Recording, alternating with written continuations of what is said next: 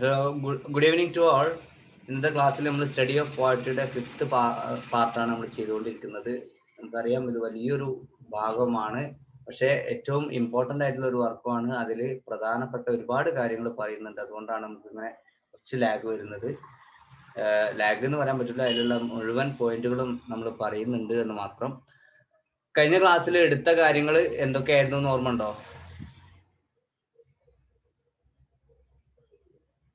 Touch stone മെത്തേഡിനെ കുറിച്ച് പറഞ്ഞില്ലേ? എന്താണ് ടച്ച് സ്റ്റോൺ മെത്തേഡ് എന്ന് പറഞ്ഞാല്? നിങ്ങൾക്ക് കിട്ടിയ ഐഡിയ വെച്ചിട്ടൊന്ന് പറഞ്ഞോളൂ.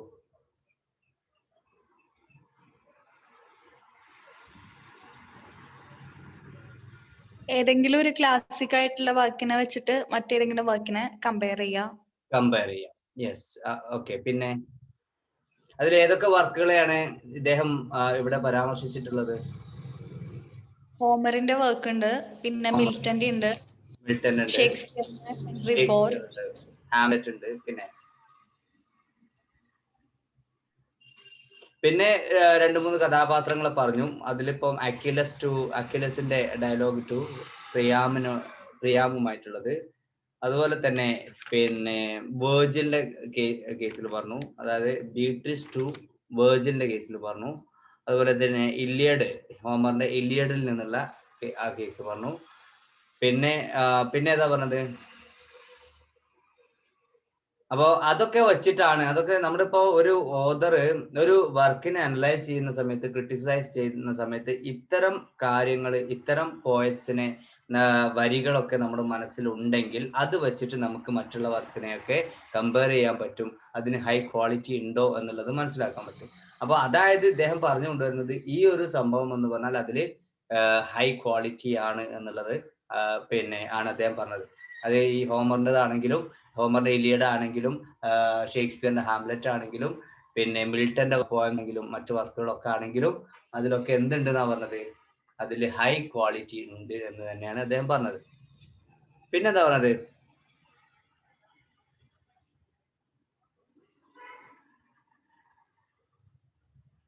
ഒരു പോയത്തിന്റെ റിയലിസ്റ്റിക് എടുക്കുമ്പോ അതിന് ഡീപ്പ് എൻജോയ്മെന്റും ക്ലിയർ ഫീലിംഗും ലഭിക്കണം. Deep enjoyment and clear feelings നമുക്ക് ഉണ്ടായിരിക്കണം. ഹൈ സീരിയസ്നെസ്, ഹൈ സെൻസിബിലിറ്റി, അല്ലേ? പിന്നെ അതുപോലെ ഹൈ ഡെസ്റ്റിനി ഉണ്ടായിരിക്കണം എന്നൊക്കെ പറഞ്ഞു. പിന്നെ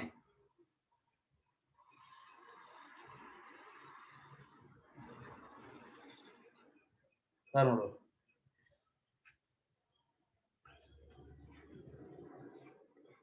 പിന്നെ കഴിഞ്ഞ ക്ലാസ്സിൽ എന്താ നമ്മൾ പറഞ്ഞത് ഓർമ്മല്ലേ? ഈ ടെസ്റ്റ് ഓൺ മെത്തേഡ് മാത്രമല്ലല്ലോ പറഞ്ഞത്. നമ്മളിപ്പോ വിറ്ററ്റിനെ പറഞ്ഞു, ടാലിഫറിനെ പറഞ്ഞു, ടെയ്ലിഫറിനെ പറഞ്ഞു. ഇവരൊക്കെ കുറിച്ച് എന്താ നമ്മൾ പറഞ്ഞത്? സീഡ്മെനെ കുറിച്ച് പറഞ്ഞു. എന്താ പറഞ്ഞത്?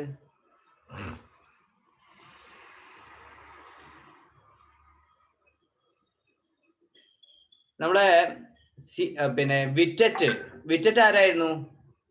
ഒരു ഫ്രഞ്ച് ക്രിട്ടിക് ആയിരുന്നു എന്ന് പറഞ്ഞു. പിന്നെ അദ്ദേഹം ഈ ചാൻസൺ ഡി റോളണ്ട് എന്ന് പറയുന്ന ആ ഒരു കവിതയെ കുറിച്ചുള്ള അദ്ദേഹത്തിന്റെ കമന്റ് ആണ് അവിടെ ഫേമസ് ആയിട്ടുള്ളത്. അദ്ദേഹം അതാണ് പറഞ്ഞത്. പിന്നെന്താണ്? ടെയ്ലിഫർ എന്ന് പറഞ്ഞ ഒരു ജോക്കുലേറ്റർ ആയിരുന്നു. അദ്ദേഹം ഈ പിന്നെ നമ്മുടെ വില്യം ദ കോൺകററിന്റെ ആർമിയിൽ പിന്നെ അദ്ദേഹം ഈ ഹേസ്റ്റിംഗ് എന്ന് പറഞ്ഞ സ്ഥലത്ത് വെച്ചിട്ട് ഏറ്റുമുട്ടുന്ന സമയത്ത് ഈ ടെയ്ലിഫർ അദ്ദേഹത്തിന്റെ കൂടെ ഉണ്ടായിരുന്നു. അങ്ങനെ അദ്ദേഹവും എന്താണ് ഈ ചാൻസൺ ഡി റോളണ്ടിന്റെ കവിതകൾ ഏറ്റുപാടിയിരുന്നു എന്ന് പറഞ്ഞു. പിന്നെ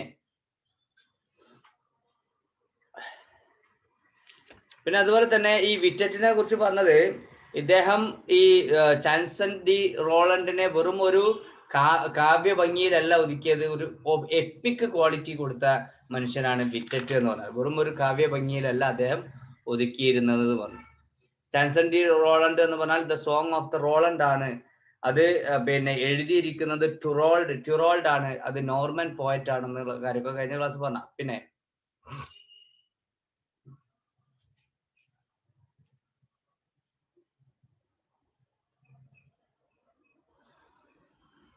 പിന്നെന്താ? Poetry belongs to the class of truly excellent and can therefore do us most good than to have always in our mind lines and expressions of the great masters and to apply them as a touchstones to the other poetry എന്നാണ് പറഞ്ഞത്. അത് ഞാൻ പറഞ്ഞ ഏറ്റവും important ആയിട്ടുള്ള ഒരു point ആണ് ഇതിൽ. കവിത എന്ന് പറയുന്നത് it belongs to the class of the truly excellent. വളരെ എക്സലന്റ് ആയിരിക്കണം കവിത എന്ന് പറഞ്ഞാൽ. അതുകൊണ്ട് തന്നെ സോ നമുക്ക് നല്ലത് ചെയ്യുന്നതായിരിക്കണം കവിത എന്ന് പറഞ്ഞാൽ. ഓക്കെ, അതായത് than to have always in one's mind lines and expressions of the great masters and to apply them as a touchstone to other poets. ഈ കവിതകളാവണം, ഈ കവിതകള് നമ്മുടെ മറ്റുള്ള കവിതകളെ മൂല്യനിർണ്ണയം അല്ലെങ്കിൽ നിർണ്ണയിക്കുന്ന സമയത്ത് ടച്ച് സ്റ്റോൺ ആയിട്ട് നമ്മുടെ മനസ്സിൽ ഉണ്ടാവേണ്ട സംഭവമാണ് എന്ത് കവിതകൾ എന്ന് പറയുന്നത്. നിങ്ങൾക്ക് ഞാൻ ഇന്നലെ കഴിഞ്ഞ ക്ലാസ്സിൽ ഒരു ചോദ്യം ചോദിച്ചിരുന്നു, എന്തിനോടാണ് നമ്മൾ ഈ സ്വർണത്തിന്റെ മാറ്റ് നോക്കുന്നത് എന്നുള്ളത് ചോദിച്ചിരുന്നു. എന്താ കിട്ടിയോ?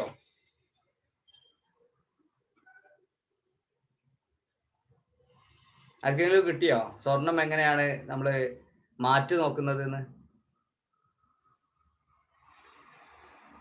ഇല്ല സർ. അപ്പോ മാറ്റ് നോക്കണേ എന്താ ഇംഗ്ലീഷ് പറയാം?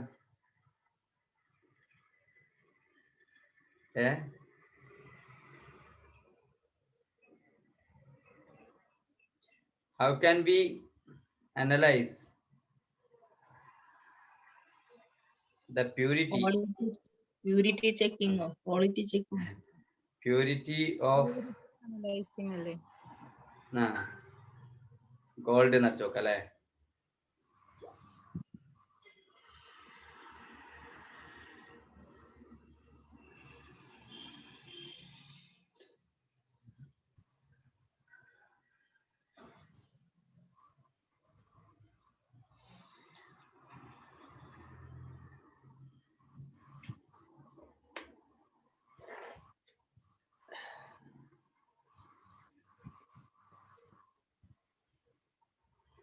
അത് നമ്മൾ കണ്ടുപിടിക്കാൻ ഒരുപാട് സമയം പിടിക്കും. ഓക്കെ, പറഞ്ഞോളൂ. ഈ സ്വർണത്തിന്റെ ശുദ്ധത അളക്കുന്ന ഉപകരണം ക്യാരറ്റ് അനലൈസർ എന്നാണ് അറിയുന്നത്. ക്യാരറ്റ് അനലൈസർ അല്ല, നമ്മളിപ്പോ ഇങ്ങനെ നമ്മളിപ്പോ ഒരു സ്വർണം കൊണ്ടു കൊടുക്കണം കടയിൽ വിൽക്കാൻ വേണ്ടിട്ട്, അത് സ്വർണ്ണാണോ എന്നുള്ള അവരെങ്ങനെ നോക്കുക? അതെന്തോ ഒരു കല്ലുണ്ട്. അപ്പൊ ആ കല്ലിന്റെ പേരാണ് ഞാൻ ചോദിച്ചത്. ആ സാധനാണ്, ആ കല്ലില്ലേ, ആ സാധനാണ് നിങ്ങളുടെ മനസ്സിലുള്ള കവിത എന്ന് പറയുന്നത്. അപ്പൊ ആ കവിത വെച്ചിട്ടാണ് നിങ്ങൾ മറ്റുള്ള കവിതകളെ അനലൈസ് ചെയ്യുന്നത്. ഓക്കെ, അപ്പൊ അവിടെ ആ കല്ലിന് പകരമാണ്, ആ കല്ല് ഏതാണെന്നുള്ളത് കിട്ടണം. ഓക്കെ, ഏതായാലും നമുക്ക് നോക്കാം, പിന്നീട് നോക്കാം. യെസ്, അപ്പൊ നമ്മൾ ഇന്നത്തെ ക്ലാസ്സിലേക്ക് കിടക്കാണേ. റെഡി? നോക്കാം അല്ലേ? യെസ്. ചെറിയൊരു ജലദോഷമുണ്ട്, അപ്പൊ ചെറിയ പ്രശ്നങ്ങളുണ്ട്, അപ്പൊ ഒന്ന് ഇതാക്കി. ഏതായാലും നിങ്ങൾക്ക് പകരൂല, ധൈര്യമുണ്ട്. പിന്നെ നോക്കാം. They all have the very highest poetic quality. അപ്പൊ നമ്മൾ കുറെ പറഞ്ഞു, ഹോമറിന്റെ വരികളാണെങ്കിലും ഷേക്സ്പിയറിന്റെ വരികളാണെങ്കിലും മിൽട്ടന്റെ വരികളാണെങ്കിലും അതുപോലെ മറ്റ് ഫേമസ് ആയിട്ടുള്ള ക്ലാസിക്കൽ ആയിട്ടുള്ള റൈറ്റേഴ്സിന്റെ വരികളാണെങ്കിലും അതിനൊക്കെ എന്ത് ക്വാളിറ്റി ഉണ്ട്? ഹയസ്റ്റ് പോയറ്റിക് ക്വാളിറ്റി ഉണ്ട് എന്നുള്ളത് നമുക്കറിയാം. So if we are thoroughly penetrated by their power, we shall find that we have acquired a sense enabling us to feel the degree in which a high poetic quality is present or wanting there. അപ്പൊ അവിടെ എന്താണ്, നമ്മളിപ്പോ അത് വളരെ സൂക്ഷ്മമായിട്ട് പരിശോധിക്കുകയാണെങ്കിൽ അവിടെ എന്തുണ്ട്? ഒരു ഹൈ പോയറ്റിക് ക്വാളിറ്റി അവിടെ ഉണ്ട് എന്നുള്ളത് നമുക്ക് മനസ്സിലാകും. എന്താ അവിടെ ഉള്ളത്? ഹൈ പോയറ്റിക് ക്വാളിറ്റി അവിടെ ഉണ്ട്. High poetic quality.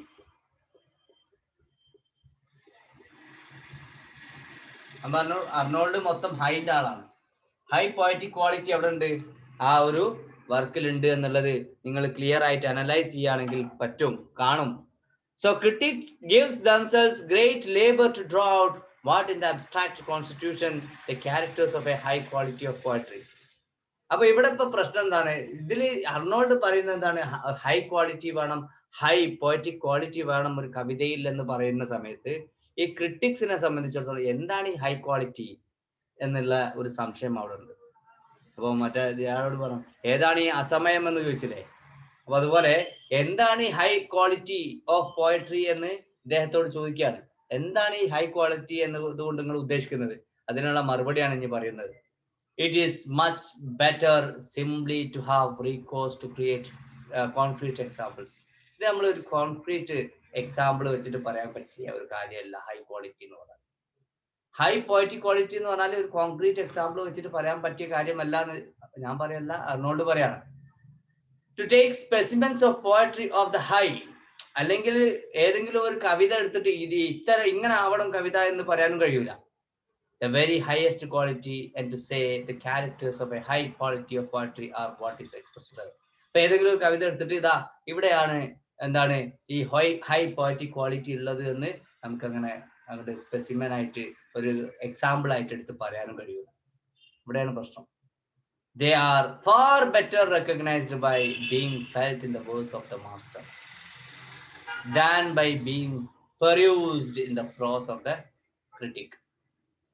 എന്താണ് ഇത് ശരിക്കും ഹൈ പോയറ്റിക് ക്വാളിറ്റി എന്ന് പറയുന്നത് നമുക്ക് എവിടെ കാണാൻ പറ്റും? The verse of the master. അതായത് നല്ല നല്ല എഴുത്തുകാരുടെ കവിതയിൽ നമുക്ക് ഹൈ പോയറ്റിക് ക്വാളിറ്റി കാണാൻ പറ്റും. ഏതെങ്കിലും ഒരു കവിത എടുത്തിട്ട് അതിലുള്ള ക്യാരക്ടേഴ്സ് ആണ് എന്ന് പറഞ്ഞിട്ട് ഇങ്ങോട്ട് എടുത്ത് കാണിക്കാൻ കഴിയില്ല. അതിന് പകരം നമുക്ക് എവിടെ കാണിക്കാൻ പറ്റും? ഏതെങ്കിലും വലിയ വലിയ എഴുത്തുകാരുടെ കവിതകളിൽ കാണുന്ന ഒരു സ്വഭാവമാണ് ഹൈ ക്വാളിറ്റി എന്ന് പറഞ്ഞാൽ. അതിൽ ഏതെങ്കിലും ഒരു ക്രിട്ടിക്കിന്റെ പ്രോസിൽ കാണാൻ പറ്റിയ സാധനം അല്ല അത്. ഏതിലാണ്? Verse of the master. ഒരു നല്ല എഴുത്തുകാരന്റെ നല്ല കവിയുടെ കവിതയിൽ കാണുന്നതാണ് എന്ത് ഹൈ പോയറ്റിക് ക്വാളിറ്റി. അല്ലാതെ ഏതെങ്കിലും ക്രിട്ടിക്കിന്റെ എന്താണ് പ്രോസിൽ കാണുന്ന ഗദ്യത്തിൽ കാണുന്ന സംഭവം അല്ല ഏത് ഹൈ പോയറ്റിക് ക്വാളിറ്റി എന്ന് അദ്ദേഹം പറയണം. If we are urgently pressed to give some critical account of them, നമ്മൾ അവരോട് പറയണം ഈ ഹൈ പോയറ്റിക് ക്വാളിറ്റിയെ കുറിച്ച് ഒരു ക്രിട്ടിക്കൽ അക്കൗണ്ട്, ഒരു നിരൂപണാത്മകമായിട്ടുള്ള വിവരണം നിങ്ങൾ തരണം എന്ന് പറഞ്ഞാൽ നമ്മൾ എന്ത് ചെയ്യും? We may safely perhaps venture on laying down not indeed how and why the characters arise, but where and in what they arise. പക്ഷെ നമ്മൾ അവിടെ ആശ്രയിക്കുന്നത് എങ്ങനെയാണ് ഈ ക്യാരക്ടേഴ്സ് വരുന്നത് എന്നല്ല, പക്ഷെ എവിടെ അതുപോലെ എന്തിൽ ഈ ക്യാരക്ടേഴ്സ് വരുന്നു എന്നുള്ളത്. എങ്ങനെ വരുന്നു എന്ന് നമുക്ക് പറയാൻ പറ്റില്ല, പക്ഷെ എവിടെ ആൻഡ് എന്തില് അല്ലെങ്കിൽ എവിടെ വരുന്നു എന്നുള്ളതാണ് ഇതിന്റെ പ്രത്യേകത. ഇനിയാണ് 2-3 കാര്യങ്ങൾ അദ്ദേഹം മെയിൻ ആയിട്ട് പറയുന്നത്. ഇപ്പൊ നമ്മൾ പറഞ്ഞുകൊണ്ടിരിക്കുന്നത് ഹൈ പോയറ്റിക് ക്വാളിറ്റിയെ കുറിച്ചിട്ടാണ്. ഈ ഹൈ ക്വാളിറ്റി എവിടെ കാണുമെന്ന് ചോദിച്ചിട്ടുണ്ടെങ്കിൽ great verse in of the great masters, അതായത് വലിയ വലിയ എഴുത്തുകാരുടെ കവികളുടെ കവിതയിലാണ് കാണുന്നത്. നിരൂപകരുടെ അല്ലെങ്കിൽ ക്രിട്ടിക്സിന്റെ പ്രോസിൽ നമുക്ക് കാണാൻ പറ്റാത്ത ഒരു സംഭവമാണ് ഏത് ഹൈ പോയറ്റിക് ക്വാളിറ്റി എന്ന് പറഞ്ഞാൽ. ഓക്കെ, അതുപോലെ തന്നെ ഇതിന് നമ്മൾ ഹൈ പോയറ്റിക് ക്വാളിറ്റി എന്ന് പറയുന്നത് എങ്ങനെയാണ് എന്ന് ചോദിക്കരുത്, മറിച്ച് എവിടെ അതുപോലെ എന്തിൽ എന്നുള്ളത് ചോദിക്കാം. എന്തിലാണ് ഉണ്ടാവുന്നത്, എവിടെയാണ് അത് ഉണ്ടാവുന്നത് എന്നുള്ളത് ചോദിക്കാം. എങ്ങനെ ഉണ്ടാവുന്നു എന്നുള്ളത് നിങ്ങൾ ചോദിക്കരുത് എന്ന് പറയാം. ഓക്കെ, അതുപോലെ തന്നെ they are in the matter and substance. ഇതാണ് ഈ ഹൈ പോയറ്റിക് ക്വാളിറ്റി ഏതിലാണുള്ളത് അറിയാമോ? Matter and substance. Matter and substance of verse അല്ലെങ്കിൽ poetry. അല്ലേ? ആ കവിതയുടെ മാറ്റർ ആൻഡ് സബ്സ്റ്റാൻസിലാണ് എന്തുള്ളത്? ഹൈ പോയറ്റിക് ക്വാളിറ്റി ഉള്ളത്. വേഴ്സ് ഓഫ് ദ മാസ്റ്റർ എന്ന് നേരത്തെ പറഞ്ഞില്ലേ, അതേപോലെ തന്നെ എവിടെയാണ് നമുക്ക് ഈ ഹൈ പോയറ്റിക് ക്വാളിറ്റി കാണാൻ പറ്റുക? Matter and substance of verse or poetry. Okay, ഇനി നോക്കൂ, and in its manner and style. 2 കാര്യങ്ങളാണ്. ഒന്ന് മാറ്റർ ആൻഡ് സബ്സ്റ്റാൻസ് പറഞ്ഞു, രണ്ടാമത്തെ കാര്യമാണ് എന്ത്? Manor and style. ഇത് 2 കാര്യങ്ങൾ, 2 ഭാഗങ്ങളാണ്. ഇത് മാറ്റർ ആൻഡ് സബ്സ്റ്റാൻസ് എന്നുള്ളത് ഒരു ഭാഗം, ആൻഡ് മാനർ ആൻഡ് സ്റ്റൈൽ എന്നുള്ളത് രണ്ടാമത്തെ ഭാഗം. അപ്പൊ ഒന്ന് ഈ മാറ്റർ ആൻഡ് സബ്സ്റ്റാൻസ്, ഇതിൽ നമുക്ക് ഹൈ പോയറ്റിക് ക്വാളിറ്റി കാണാം. ആൻഡ് മാനർ ആൻഡ് സ്റ്റൈൽ, ഇതിലും നമുക്ക് എന്ത് കാണാം? ഹൈ പോയറ്റിക് ക്വാളിറ്റി കാണാം. Matter and substance and manor and style, ഈ രണ്ടിലും നമുക്ക് ഹൈ പോയറ്റിക് ക്വാളിറ്റി കാണാൻ പറ്റും. ഓക്കെ, ഇനി നോക്കൂ, സബ്സ്റ്റാൻസ് ആൻഡ് മാറ്റർ, അതായത് മാറ്റർ ആൻഡ് സബ്സ്റ്റാൻസ് ഈ സംഭവം, ആൻഡ് മാനർ ആൻഡ് സ്റ്റൈൽ, അതുപോലെ manner and style, okay, have A mark and accent. ഇതിന് രണ്ടിനും എന്തുണ്ട്? മാർക്ക് ആൻഡ് ആക്സെന്റ് എന്ന് പറഞ്ഞ സാധനം ഉണ്ട്. ഓക്കെ, അതായത് ഹൈ ബ്യൂട്ടി ഉണ്ട്. ഓക്കെ, ഇതിന് മാർക്ക് ആൻഡ് ആക്സെന്റ് ഉണ്ട്, ആൻഡ് ഹൈ ബ്യൂട്ടി ഉണ്ട്. They have mark and accent. അതുപോലെ തന്നെ high beauty, worth and power. High beauty, worth and power. അപ്പൊ ഇത് മെയിൻ ആയിട്ട് പറഞ്ഞത് മാറ്റർ ആൻഡ് സബ്സ്റ്റാൻസ് ആണ്. അതുപോലെ മാനർ ആൻഡ് സ്റ്റൈൽ ആണ്. കവിതയുടെ മാറ്റർ ആൻഡ് സബ്സ്റ്റാൻസിൽ, അതുപോലെ മാനർ ആൻഡ് സ്റ്റൈലില്, ഇതിലാണ് ഹൈ പോയറ്റിക് ക്വാളിറ്റി ഉള്ളത്. അതിന് എന്തുകൂടി ഉണ്ട്? അതിന് മാർക്ക് ആൻഡ് ആക്സെന്റ് ഉണ്ട്. അതുപോലെ തന്നെ high beauty and worth and power. ഇതിലൊക്കെ ഉള്ള സംഭവമാണ് എന്ത്? പിന്നെ mark and accent, high beauty, worth and power. ഈ ഒരു സംഭവത്തിൽ പിന്നെ കവിതയിലാണ് പറഞ്ഞത് ഹൈ ബ്യൂട്ടി പോയറ്റിക് ക്വാളിറ്റി ഉണ്ടെങ്കിൽ ഉണ്ടാവുക എന്ന് പറഞ്ഞിട്ട് അത് എവിടെയാന്ന് ചോദിക്കുന്നത്. എങ്ങനെയാന്ന് ചോദിച്ചിട്ടുണ്ടെങ്കിൽ നമുക്ക് ഉത്തരം കിട്ടൂല. പക്ഷെ എവിടെയാണുള്ളത്? ഒന്ന് മാറ്റർ ആൻഡ് സബ്സ്റ്റാൻസ്, രണ്ടാമത്തത് മാനർ ആൻഡ് സ്റ്റൈൽ. ഓക്കെ, ഇതിൽ എന്തുകൂടി ഉണ്ട്? Mark and accent, high beauty, worth and power. ഇതൊക്കെ എന്തിലുണ്ട്? ഈ പിന്നെ കവിതയിൽ വരുന്ന സംഭവങ്ങളാണ്. So but if we are asked to define this mark and accent, നമ്മൾ പറഞ്ഞു മാർക്ക് ആൻഡ് ആക്സെന്റ് പറഞ്ഞല്ലോ. ഈ മാർക്ക് ആൻഡ് ആക്സെന്റ് എന്താണ് എന്ന് നിങ്ങളോട് ചോദിച്ചിട്ടുണ്ടെങ്കിൽ, അത് ഡിഫൈൻ ചെയ്യാൻ നിങ്ങളോട് പറഞ്ഞിട്ടുണ്ടെങ്കിൽ നിങ്ങൾ അത് പറയാൻ നിൽക്കണ്ടെന്ന് പറഞ്ഞത്. കാരണം എന്താണ്? ഓക്കെ, സോ പിന്നെ the mark and accent are as high given by substance and matter. Yes, but if we are asked to define this mark and accent in the abstract, our answer must be no. നിങ്ങൾക്ക് ഈ mark and accent എന്താണ് എന്നുള്ളത് define ചെയ്ത് പറയാൻ കഴിയുമോ എന്ന് ചോദിച്ചിട്ടുണ്ടെങ്കിൽ അത് നോ എന്ന് പറഞ്ഞാൽ മതി. So for we should thereby be darkening the question, not clearing it. നിങ്ങളിപ്പം ഈ മാർക്ക് ആൻഡ് ആക്സെന്റ് എന്താണ് എന്ന് ഇങ്ങോട്ട് വിവരിക്കാൻ നിന്നിട്ടുണ്ടെങ്കിൽ നിങ്ങൾ ആ ചോദ്യത്തിനെ ഡാർക്കൻ ചെയ്യാണ്, കൂടുതൽ എന്താണ് നിഗൂഢമാക്കുകയാണ് ചെയ്യുന്നത്. അതിനെ എക്സ്പ്ലെയിൻ നിങ്ങൾക്ക് ചെയ്യാൻ പറ്റൂല. എന്തായാലും വേണ്ടില്ല, നമുക്ക് എന്ത് വേണം? മാറ്റേഴ്സ് ആൻഡ് സബ്സ്റ്റാൻസ് വേണം, അതുപോലെ മാനർ ആൻഡ് സ്റ്റൈൽ വേണം. ഇതിനെ കുറിച്ചാണ് ഇനിയും പറയുന്നത്. Okay, the mark and accent are as given by the substance and matter of that poetry, by the style and manner of that poetry, and of all other poetry which is akin to it in quality. Okay, അതായത് ഈ mark and substance എന്ന് പറയുന്നത്, ഇപ്പൊ matter and substance പറഞ്ഞല്ലോ, sorry mark and accent കിട്ടോ, matter and substance പറഞ്ഞു, manor and style പറഞ്ഞു. ഇത് രണ്ടും കൂടിയ ഒരു സംഭവമാണ് മാർക്ക് ആൻഡ് ആക്സെന്റ് എന്ന് പറയുന്നത്. ഇപ്പൊ മാർക്ക് ആൻഡ് ആക്സെന്റ് എന്ന് പറഞ്ഞിട്ടുണ്ടെങ്കിൽ മാറ്ററും സബ്സ്റ്റാൻസും ഒരു ഭാഗം, രണ്ടാമത്തെ ഭാഗം മാനർ ആൻഡ് സ്റ്റൈൽ, ഈ രണ്ടും കൂടിയിട്ടുള്ള ഒരു കാവ്യ ഭംഗിയാണ് അതിന് മാർക്ക് ആൻഡ് ആക്സെന്റ് എന്ന് പറയുന്നത്. ഓക്കെ, അപ്പൊ ആ എല്ലാം കൂടിയ ഒരു സംഭവമാണ് മാർക്ക് ആൻഡ് ആക്സെന്റ് എന്ന് പറയുന്നത്. By the style and manner of that poetry and of all other poetry which is akin to its quality. അതാണ് അതിന്റെ ക്വാളിറ്റി എന്ന് പറയുന്നത്. One thing which adds as to the substance and matter of poetry, guiding ourselves by Aristotle's profound observation that the superiority of poetry over history consists in its possessing a high truth and high seriousness. ഇപ്പം ഇത് നമ്മളിപ്പോ പറഞ്ഞുകൊണ്ടിരിക്കുന്നത് പിന്നെ matter and സബ്സ്റ്റാൻസിനെ കുറിച്ചിട്ടാണ്. First കാര്യം matter and സബ്സ്റ്റാൻസിനെ കുറിച്ചിട്ടാണ്. ഈ matter and സബ്സ്റ്റാൻസിനെ കുറിച്ച് പറയുന്ന സമയത്ത് നമ്മൾ അരിസ്റ്റോട്ടലിനെ ആലോചിച്ച് വെക്കണം. അപ്പൊ അരിസ്റ്റോട്ടൽ എന്താണ് ഈ മാറ്റർ ആൻഡ് സബ്സ്റ്റാൻസിനെ കുറിച്ച് പറഞ്ഞതെന്ന് അറിയോ? The superiority of poetry over history consists in possessing a high truth and high seriousness.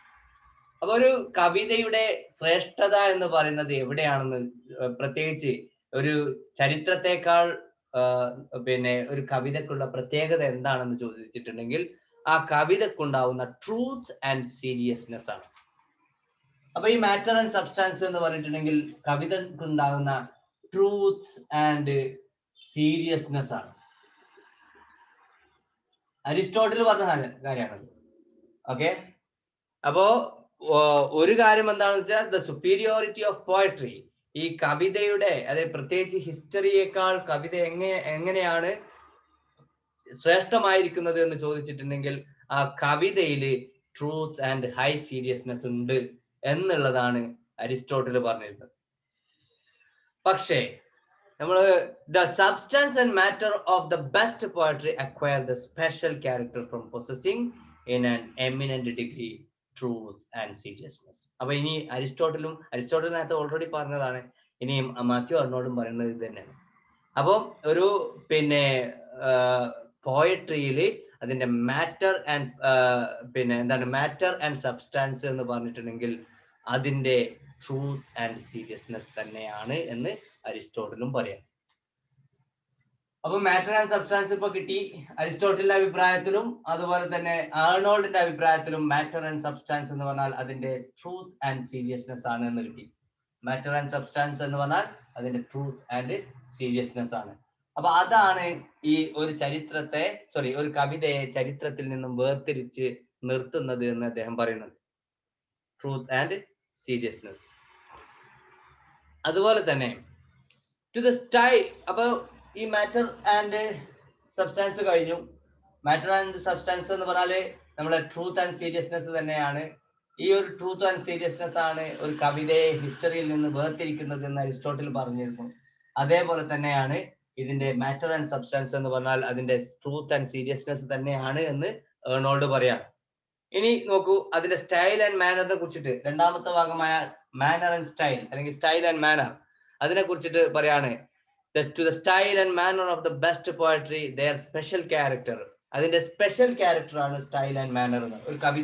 ഒരു ബെസ്റ്റ് കവിതയുടെ സ്പെഷ്യൽ ക്യാരക്ടർ ആണ് എന്ത്? മാനർ ആൻഡ് സ്റ്റൈൽ എന്ന് പറഞ്ഞാൽ സ്പെഷ്യൽ ക്യാരക്ടർ ആണ്. ഓക്കെ, ഒരു കവിതയുടെ സ്പെഷ്യൽ ക്യാരക്ടർ ആണ് എന്ത്? അതിന്റെ മാനർ ആൻഡ് സ്റ്റൈൽ എന്ന് പറഞ്ഞാൽ. Okay, their accent is given by their diction and even yet more by their movement. രണ്ട് കാര്യങ്ങളാണ് ഈ മാനർ ആൻഡ് സ്റ്റൈൽ. ഒന്ന് ആ കവിതയുടെ ഡിക്ഷൻ അല്ലെങ്കിൽ വാക്കുകൾ, ഡിക്ഷൻ. രണ്ടാമത്തത് അതിന്റെ മൂവ്മെന്റ്. ഈ രണ്ട് കാര്യങ്ങളുമാണ് ഏതിൽ വരുന്നത്? കവിതയുടെ മാനർ ആൻഡ് സ്റ്റൈൽ എന്ന് പറയുന്ന ഭാഗത്ത് വരുന്നത്. മാനർ ആൻഡ് സ്റ്റൈലിൽ വരുന്നത് എന്താണ്? അതിന്റെ കവിതയുടെ ഡിക്ഷൻസ് ആൻഡ് മൂവ്മെന്റ് ആണ് ഇതിൽ വരുന്നത്. ഓക്കെ, അപ്പൊ ഇതില് ആദ്യം പറഞ്ഞു മാറ്റർ ആൻഡ് സബ്സ്റ്റാൻസ്. ആ മാറ്റർ ആൻഡ് സബ്സ്റ്റാൻസിലെ ട്രൂത്ത് ആൻഡ് സീരിയസ്നെസ് ആണ് വരുന്നത്. പിന്നെ പറഞ്ഞത് മാനർ ആൻഡ് സ്റ്റൈൽ ആണ്. ഈ മാനർ ആൻഡ് സ്റ്റൈലിൽ വരുന്നത് ഡിക്ഷൻ ആൻഡ് മൂവ്മെന്റ്. ആ കവിതയിൽ ഉപയോഗിക്കുന്ന വാക്കുകളും അതുപോലെ തന്നെ അതിന്റെ മൂവ്മെന്റ്സുമാണ് ഇതില് വരുന്നത് എന്ന് പറഞ്ഞു. Though we distinguish between the two characters, the two accents of superiority, yet they are vitally connected. നമ്മളിപ്പോ ഇങ്ങനെ വേർതിരിക്കുന്നുണ്ട്. അതായത് ഇത് രണ്ടും കവിതയുടെ ഗുണങ്ങളാണ്. ഹൈ പോയറ്റിക് ക്വാളിറ്റി ആണ്. അതിന്റെ മാറ്റർ ആൻഡ് സബ്സ്റ്റാൻസ്, അതിൽ ഹൈ പോയറ്റിക് ക്വാളിറ്റി വേണം. മാനർ ആൻഡ് സബ്സ്റ്റാൻസ്, അതിലും ഹൈ പോയറ്റിക് ക്വാളിറ്റി വേണം എന്നൊക്കെ പറഞ്ഞു. അങ്ങനെ രണ്ടായിട്ട് തിരിക്കുന്നുണ്ട്. പക്ഷെ ഇങ്ങനെ രണ്ടായിട്ട് തിരിച്ചാലും ഇത് രണ്ടും ഒന്ന് തന്നെയാണ്. രണ്ടും എന്താണ്? ഒരു കാവ്യഭംഗിക്ക് ഗുണം നൽകുന്ന ഒറ്റ വസ്തു തന്നെയാണ് എന്ന് ഇദ്ദേഹം പറയുന്നുണ്ട്. രണ്ടും ഒന്ന് തന്നെയാണ്. അത് പെരിഫറൽ ആയിട്ട് നമുക്ക് രണ്ടും രണ്ടാണെന്ന് തോന്നിയാലും ഇത് രണ്ടും ഒന്ന് തന്നെയാണ്. ഒരു കവിതയ്ക്ക് അതിന്റെ കാവ്യഭംഗി ഏൽപ്പിക്കുന്നതിന് രണ്ടും വലിയ പങ്ക് വഹിക്കുന്നുണ്ട്. മാറ്റർ ആൻഡ് സബ്സ്റ്റാൻസും അതുപോലെ മാനർ ആൻഡ് സ്റ്റൈലും. മാറ്റർ ആൻഡ് സബ്സ്റ്റാൻസിലുള്ളത് ട്രൂത്ത് ആൻഡ് സീരിയസ്നെസ് ആണ്. മാനർ ആൻഡ് സ്റ്റൈലുള്ളത് ഡിക്ഷൻ ആൻഡ് മൂവ്മെന്റ് ആണ്. ഈ ട്രൂത്ത് ആൻഡ് സീരിയസ്നെസ് ഉണ്ട് എന്നുള്ളത് ആദ്യമായിട്ട് പറഞ്ഞത് അരിസ്റ്റോട്ടിലാണ് എന്ന് പറഞ്ഞു. Okay, the superior character of truth and seriousness in the matter and substance of the best poetry. ഈ ട്രൂത്ത് ആൻഡ് സീരിയസ്നെസ് നമുക്ക് കാണുന്നത് ബെസ്റ്റ് പോയട്രിയിലാണ്. ബെസ്റ്റ് പോയട്രിയുടെ മാറ്റർ ആൻഡ് സബ്സ്റ്റാൻസിലാണ് എന്ത് കാണുക? Truth and seriousness. So it is inseparable from the superiority of diction and movement, marking its style and manner. അതായത് നമ്മളിപ്പം ഡിക്ഷനും മൂവ്മെന്റും ഉൾപ്പെടുന്നത് manor and സ്റ്റൈലാണ്. ഡിക്ഷനും മൂവ്മെന്റും ഉൾപ്പെടുന്നത് മാനർ ആൻഡ് സ്റ്റൈലാണ്. അപ്പോ ഈ നല്ല നല്ല വാക്കുകളും ആ പിന്നെ പ്രത്യേക എന്താണ് അതിന്റെ ഗുണങ്ങളും പോയട്രിയുടെ പ്രത്യേക സ്റ്റൈലും ഒക്കെ ഉൾപ്പെടുത്തിക്കൊണ്ട് നല്ല വാക്കുകളൊക്കെ ഉൾപ്പെടുത്തുന്ന സമയത്താണ് അതിനെ മാറ്ററും സബ്സ്റ്റാൻസും അതിന് ട്രൂത്ത് ആൻഡ് സീരിയസ്നെസ് എന്ന് പറയുന്ന ആ ഒരു ക്വാളിറ്റി കിട്ടുന്നത്. നല്ല നല്ല വാക്ക് ഉപയോഗിക്കട്ടെ കവിതയിൽ. ഈ വാക്കുകളും അതിന്റെ നല്ല നല്ല പിന്നെ പോയറ്റിക് ഡിവൈസും, അതാണ് മൂവ്മെന്റ് എന്നതുകൊണ്ട് ഉദ്ദേശിക്കുന്നത്. പോയറ്റിക് ഡിവൈസും ഒക്കെ ഉപയോഗിച്ചാൽ മാത്രമേ അതിന് നല്ല മാറ്റർ ആൻഡ് സബ്സ്റ്റാൻസ് ഉണ്ടാവുള്ളൂ, അതായത് ട്രൂത്ത് ആൻഡ് സീരിയസ്നെസ് ഉണ്ടാവുള്ളൂ. അപ്പൊ ഇതിനെ നമുക്ക് വേർതിരിച്ച് കാണാൻ പറ്റില്ല. പെരിഫറൽ ആയിട്ട് ഇങ്ങനെ രണ്ടായിട്ട് തിരിക്കാമെന്ന് മാത്രം. പക്ഷേ ഉള്ളോട്ട് നോക്കുന്ന സമയത്ത് രണ്ടും ഒന്ന് തന്നെയാണ്, ഒന്ന് മറ്റൊന്നുമായി ബന്ധപ്പെട്ട് കിടക്കുന്നതാണ്. അപ്പോ ഇറ്റ് ഈസ് ഇൻസെപ്പറബിൾ. അങ്ങനെ പറഞ്ഞത് എന്താ വെച്ചാല് the superior character of truth and seriousness in the matter and substance of the best poetry is inseparable from the superiority of diction and movement. അപ്പൊ രണ്ടിനും superiority വേണം, diction and movement. അതിന് ആ diction and movement എന്തിലാണുള്ളത്? Style and മാനറിലാണുള്ളത്. Okay, ആ style and manner എന്ന് പറയുന്നത് ഈ പോയട്രിയുടെ ഈ ട്രൂത്ത് ആൻഡ് സീരിയസ്നെസ്സിനെ പിന്നെ വളരെയധികം സ്വാധീനിക്കുന്നുണ്ട് എന്നാണ്. അപ്പൊ ചുരുക്കി പറഞ്ഞാല് രണ്ടിനും സുപ്പീരിയോറിറ്റി വേണം. ഒന്ന് superiority of the matter and substance വേണം, രണ്ടാമത് superiority of the manner and style വേണം. ഓക്കെ, അതുപോലെ തന്നെ the two superiorities are closely related and are in steadfast proportion one to the other. വീണ്ടും പറയാണ്, ഈ രണ്ട് സുപ്പീരിയോറിറ്റിയും വളരെ അടുത്ത് ബന്ധപ്പെട്ടിരിക്കുന്നതാണ്. It is closely related. So far as high poetic truth and seriousness are wanting to a poet's matter and substance. നേരത്തെ നമ്മൾ പറഞ്ഞ സംഭവം തന്നെ. ഒരു മാറ്റർ ആൻഡ് സബ്സ്റ്റാൻസിൽ വേണ്ടത് എന്താണ്? Poetic truth and seriousness. നേരത്തെ പറഞ്ഞതാണ്, അരിസ്റ്റോട്ടിൽ നമ്മുടെ ആഴ്ണോട്ടും പറഞ്ഞതാണ്, ഹൈ സീരിയസ്നെസ് വേണം അല്ലെ, ഹൈ സീരിയസ്നെസ് വേണം എന്നൊക്കെ പറഞ്ഞതാണ്. അപ്പൊ നമ്മൾക്ക് മാറ്റർ ആൻഡ് സബ്സ്റ്റാൻസിൽ വേണ്ട രണ്ട് വലിയ ഗുണങ്ങളാണ് ട്രൂത്ത് ആൻഡ് സീരിയസ്നെസ് അതിൽ വേണം എന്ന് അദ്ദേഹം പറഞ്ഞിരുന്നു. Okay, so far as high poetic truth and seriousness are wanting to a poet's matter and substance. മാറ്ററിലും പോയറ്റിന്റെ മാറ്ററിലും സബ്സ്റ്റാൻസിലും വേണ്ട രണ്ട് ഗുണങ്ങളാണ് poetic truth and seriousness. അതേപോലെ തന്നെ we may be sure will a high poetic stamp of diction and movement be wanting to his style and manner. അപ്പോ ഒരു കവിതയുടെ സ്റ്റൈലിലും മാനറിലും വേണ്ട അനിവാര്യ ഘടകമാണ് അതിന്റെ diction and movement. So matter and substance എന്ത് വേണം? ട്രൂത്ത് ആൻഡ് സീരിയസ്നെസ് വേണം, വളരെ ഇമ്പോർട്ടന്റ് ആണ്. അതേപോലെ മാനർ ആൻഡ് സ്റ്റൈലില് വളരെ ഇമ്പോർട്ടന്റ് ആയിട്ട് വേണ്ടതാണ് diction and movement എന്ന് പറഞ്ഞാൽ. Okay, so the high seriousness are absent from his substance and matter, so their whole force lies in their application. ഇവിടെ വെറും സബ്സ്റ്റാൻസ് ആൻഡ് മാറ്റർ മാത്രം എടുത്തിട്ടുണ്ടെങ്കിൽ നമുക്ക് ഹൈ സീരിയസ്നെസ് കാണാൻ പറ്റില്ല.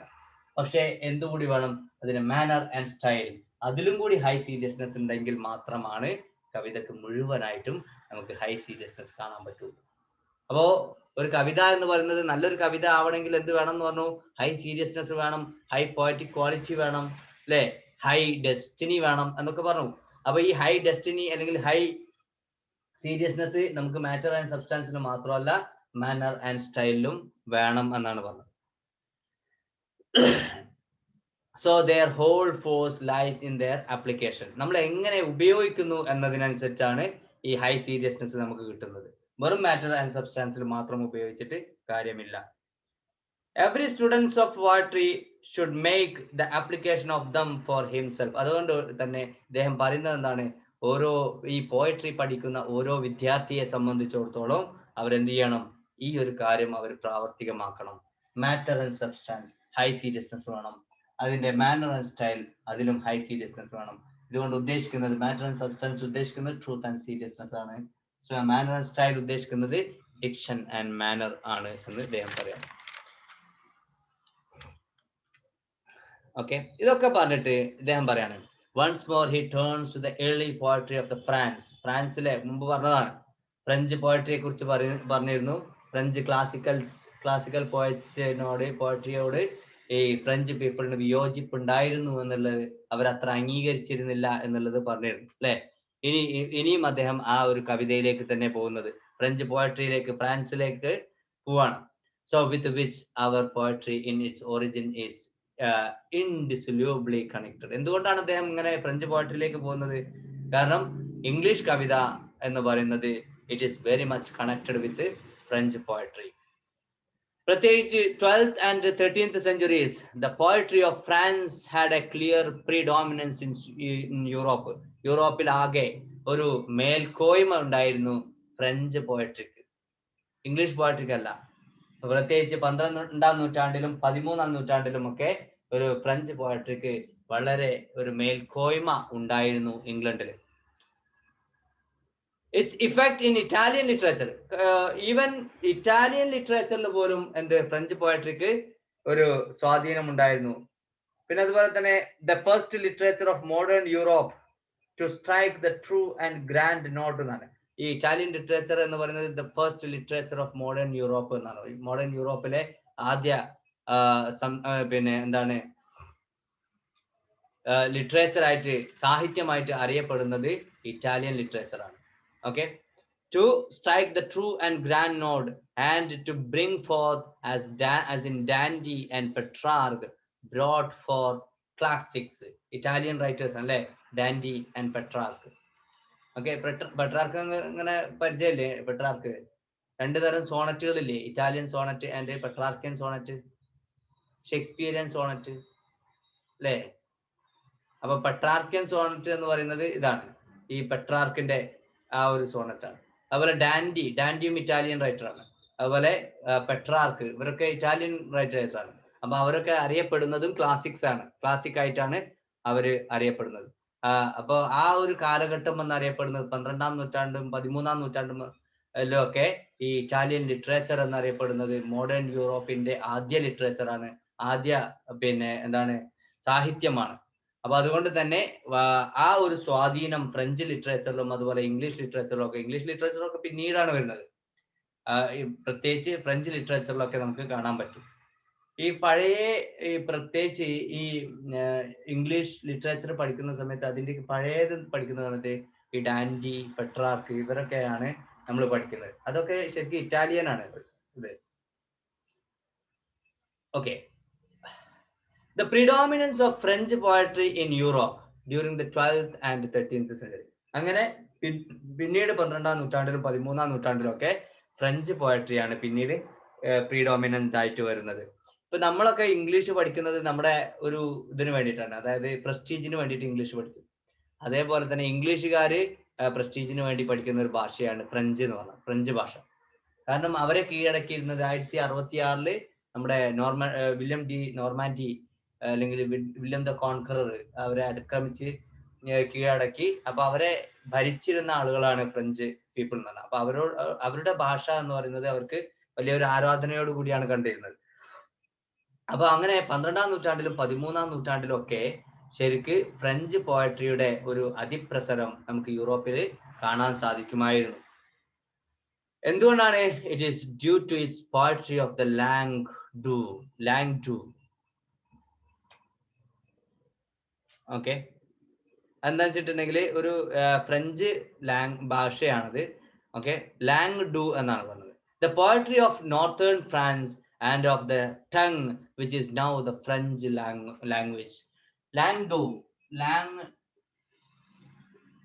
ഡു ഓക്കെ, ഈ ഒരു ഭാഷ എന്ന് പറയുന്നത് ഫ്രഞ്ച് ഭാഷയുടെ കവിതകൾക്ക് അന്നത്തെ കാലത്ത് പറയപ്പെട്ടിരുന്ന ഒരു പേരാണ്. ഓക്കെ, ലാംഗ് ഡൂയിൽ നിന്നുണ്ടോ. Okay, poetry of the French അല്ലെങ്കിൽ ഫ്രാൻസ് ആണ്, പ്രത്യേകിച്ച് നോർത്തേൺ ഫ്രാൻസിലെ langue which is now the French language. എന്നാൽ 12ാം നൂറ്റാണ്ടില് the bloom of French poetry and as our native poetry formed itself out of this. പക്ഷേ പിന്നീട് ഇതിൽ നിന്നാണ് ഈ ഫ്രഞ്ച് പോയട്രി ഒക്കെ 12ാം നൂറ്റാണ്ടിൽ ഇങ്ങനെ ഉയർന്നു വന്നത്. ഞാൻ പറഞ്ഞു 12ാം നൂറ്റാണ്ടിലും 13ാം നൂറ്റാണ്ടിലും ഈ ഫ്രഞ്ച് പോയട്രിയാണ് വളരെയധികം നിന്നത്. അതിന് മുമ്പ് ഉണ്ടായിരുന്നതാണ് ഇറ്റാലിയൻ പോയട്രി, അതിന്റെ തുടക്കം എന്ന് പറയുന്നത് മോഡേൺ യൂറോപ്പിന്റെ ഒക്കെ തുടക്കത്തില്. ഓക്കെ, പിന്നീട് ഫ്രഞ്ച് പോയട്രിയുടെ ഒരു അതിപ്രസരം തന്നെ കാണാൻ പറ്റുമായിരുന്നു. പിന്നെ അതിന് ശേഷമാണ് നമ്മൾ ഇംഗ്ലീഷ് ഒക്കെ വരുന്നത് കേട്ടോ, ഇംഗ്ലീഷ് പോയട്രി ഒക്കെ വരുന്നത്. അങ്ങനെ they are the pride of French literature, nor അല്ലെങ്കിൽ അതുപോലെ തന്നെ nor have be anything which can be placed in competition with them. Southey പറഞ്ഞത് റോബർട്ട് സദേ അറിയില്ലേ, ഇംഗ്ലീഷ് കവിയാണ് Robert Southey. William Wordsworth, Southey, Robert Southey, അതുപോലെ തന്നെ പിന്നെ Lake പോയറ്റ്സിൽ പെട്ട ഒരാളല്ലേ റോബർട്ട് സദേ? ഹലോ, അറിയോ? ഓക്കെ, ലേക്ക് പോയറ്റ്സിൽ പെട്ട ആളാണ് കേട്ടോ. പിന്നെ അപ്പോ ഈ റോബർട്ട് സദേ പറഞ്ഞൊരു കാര്യമുണ്ട്, ഈ ഫ്രഞ്ച് പോയട്രി എന്ന് പറഞ്ഞത് ദേ are the pride of French literature nor have be anything which can be placed in competition. അവരോട് മുട്ടാൻ മാത്രം, അവരോട് കോമ്പീറ്റ് ചെയ്യാൻ മാത്രം നമ്മുടെ അടുത്ത് ഒന്നുമില്ല. അതായത് അത്രക്കും വളരെ ഉന്നതിയിൽ നിൽക്കുന്ന ഒരു ലിറ്ററേച്ചർ ആയിരുന്നു ഏത് ഫ്രഞ്ച് പോയട്രി അന്നത്തെ കാലത്ത്. അവിടെ തീംസ് ആണെങ്കിലോ themes were supplied from all quarters but the romance. പക്ഷേ അതിന്റെ തീമുകൾ എല്ലാ ഭാഗത്തു നിന്നും സപ്ലൈ ചെയ്തിട്ടുണ്ടായിരുന്നു. പക്ഷെ അതിന്റെ റൊമാൻസ് സെറ്റിംഗ് ആണെങ്കിലോ which was common to them all. അതിന്റെ റൊമാൻസ് സെറ്റിംഗ് എല്ലാവർക്കും അറിയാമായിരുന്നു. അതിന്റെ തീം എന്ന് പറഞ്ഞിട്ടുണ്ടെങ്കിൽ ഏതെങ്കിലും ഒരു പെർട്ടിക്കുലർ ഭാഗത്ത് ഒതുങ്ങിക്കൂടിയതല്ല, എല്ലാ ഭാഗത്തു നിന്നും എല്ലാത്തിൽ നിന്നും അവര് തീംസ് അതിൽ ഉൾപ്പെടുത്തിയിരുന്നു. And which gained the year of Europe was French. അതുപോലെ തന്നെ എല്ലാ യൂറോപ്പിലുള്ള എല്ലാ ആളുകളുടെയും ചെവിയിൽ എത്തിയിരുന്ന ഒരു ലിറ്ററേച്ചർ ആയിരുന്നു ഫ്രഞ്ച് ലിറ്ററേച്ചർ, അല്ലെങ്കിൽ ഫ്രഞ്ച് കവിതകൾ. പ്രത്യേകിച്ച് 12ാം നൂറ്റാണ്ടിലും 13ാം നൂറ്റാണ്ടിലും അറിയപ്പെട്ടിരുന്ന ഒരു കവിതയാണ്. This constituted for the French poetry, literature and language at the height of the middle age. പ്രത്യേകിച്ച് മിഡിൽ ഏജിൽ ഈ ഫ്രഞ്ച് ലാംഗ്വേജിനെ, അതുപോലെ ഫ്രഞ്ച് കവിതയെ ഏറ്റവും ഉന്നതിയിലേക്ക് എത്തിച്ചു, അതുപോലെ ആളുകളുടെ കാതിലേക്ക് എത്തിച്ചു കൊടുത്തു. Okay, and unchallenged freedom. അതിനെ വെല്ലുവിളിക്കാൻ ആരും അന്നുണ്ടായിരുന്നില്ല. ആദ്യം ഇറ്റാലിയൻ നമ്മൾ പറഞ്ഞു, ഡാൻഡിയെ പോലുള്ള, പെട്രാർക്കിനെ പോലുള്ള റൈറ്റേഴ്സ് ഒക്കെ ഉണ്ടായിരുന്നു. പിന്നീടാണ് ഫ്രഞ്ച് പോയറ്റ്സ് വന്നത്, ഫ്രഞ്ച് റൈറ്റേഴ്സ് വന്നു, ഫ്രഞ്ച് കവിതകൾ വന്നു.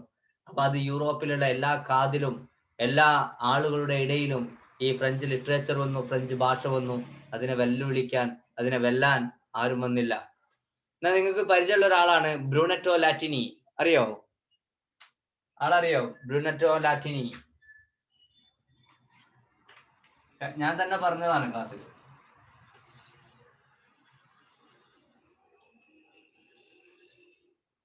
അറിയുന്നവർ പറഞ്ഞോളി.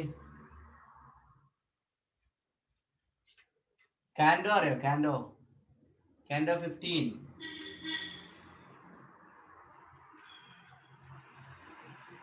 ഡാൻഡിയുടെ കാൻഡോ 15 എഴുതിയത് ആരാണ്? ബ്രൂണറ്റോ ലാറ്റിനി ആണെന്ന് അന്നത്തെ ക്ലാസ്സിൽ ഞാൻ പറഞ്ഞിരുന്നു അല്ലെ. കാൻഡോ 15 എഴുതിയത് ബ്രൂണറ്റോ ലാറ്റിനിയാണ്. Okay, yes, ബ്രൂണറ്റോ ലാറ്റിനി. കാൻഡോ 15 എഴുതാണ്.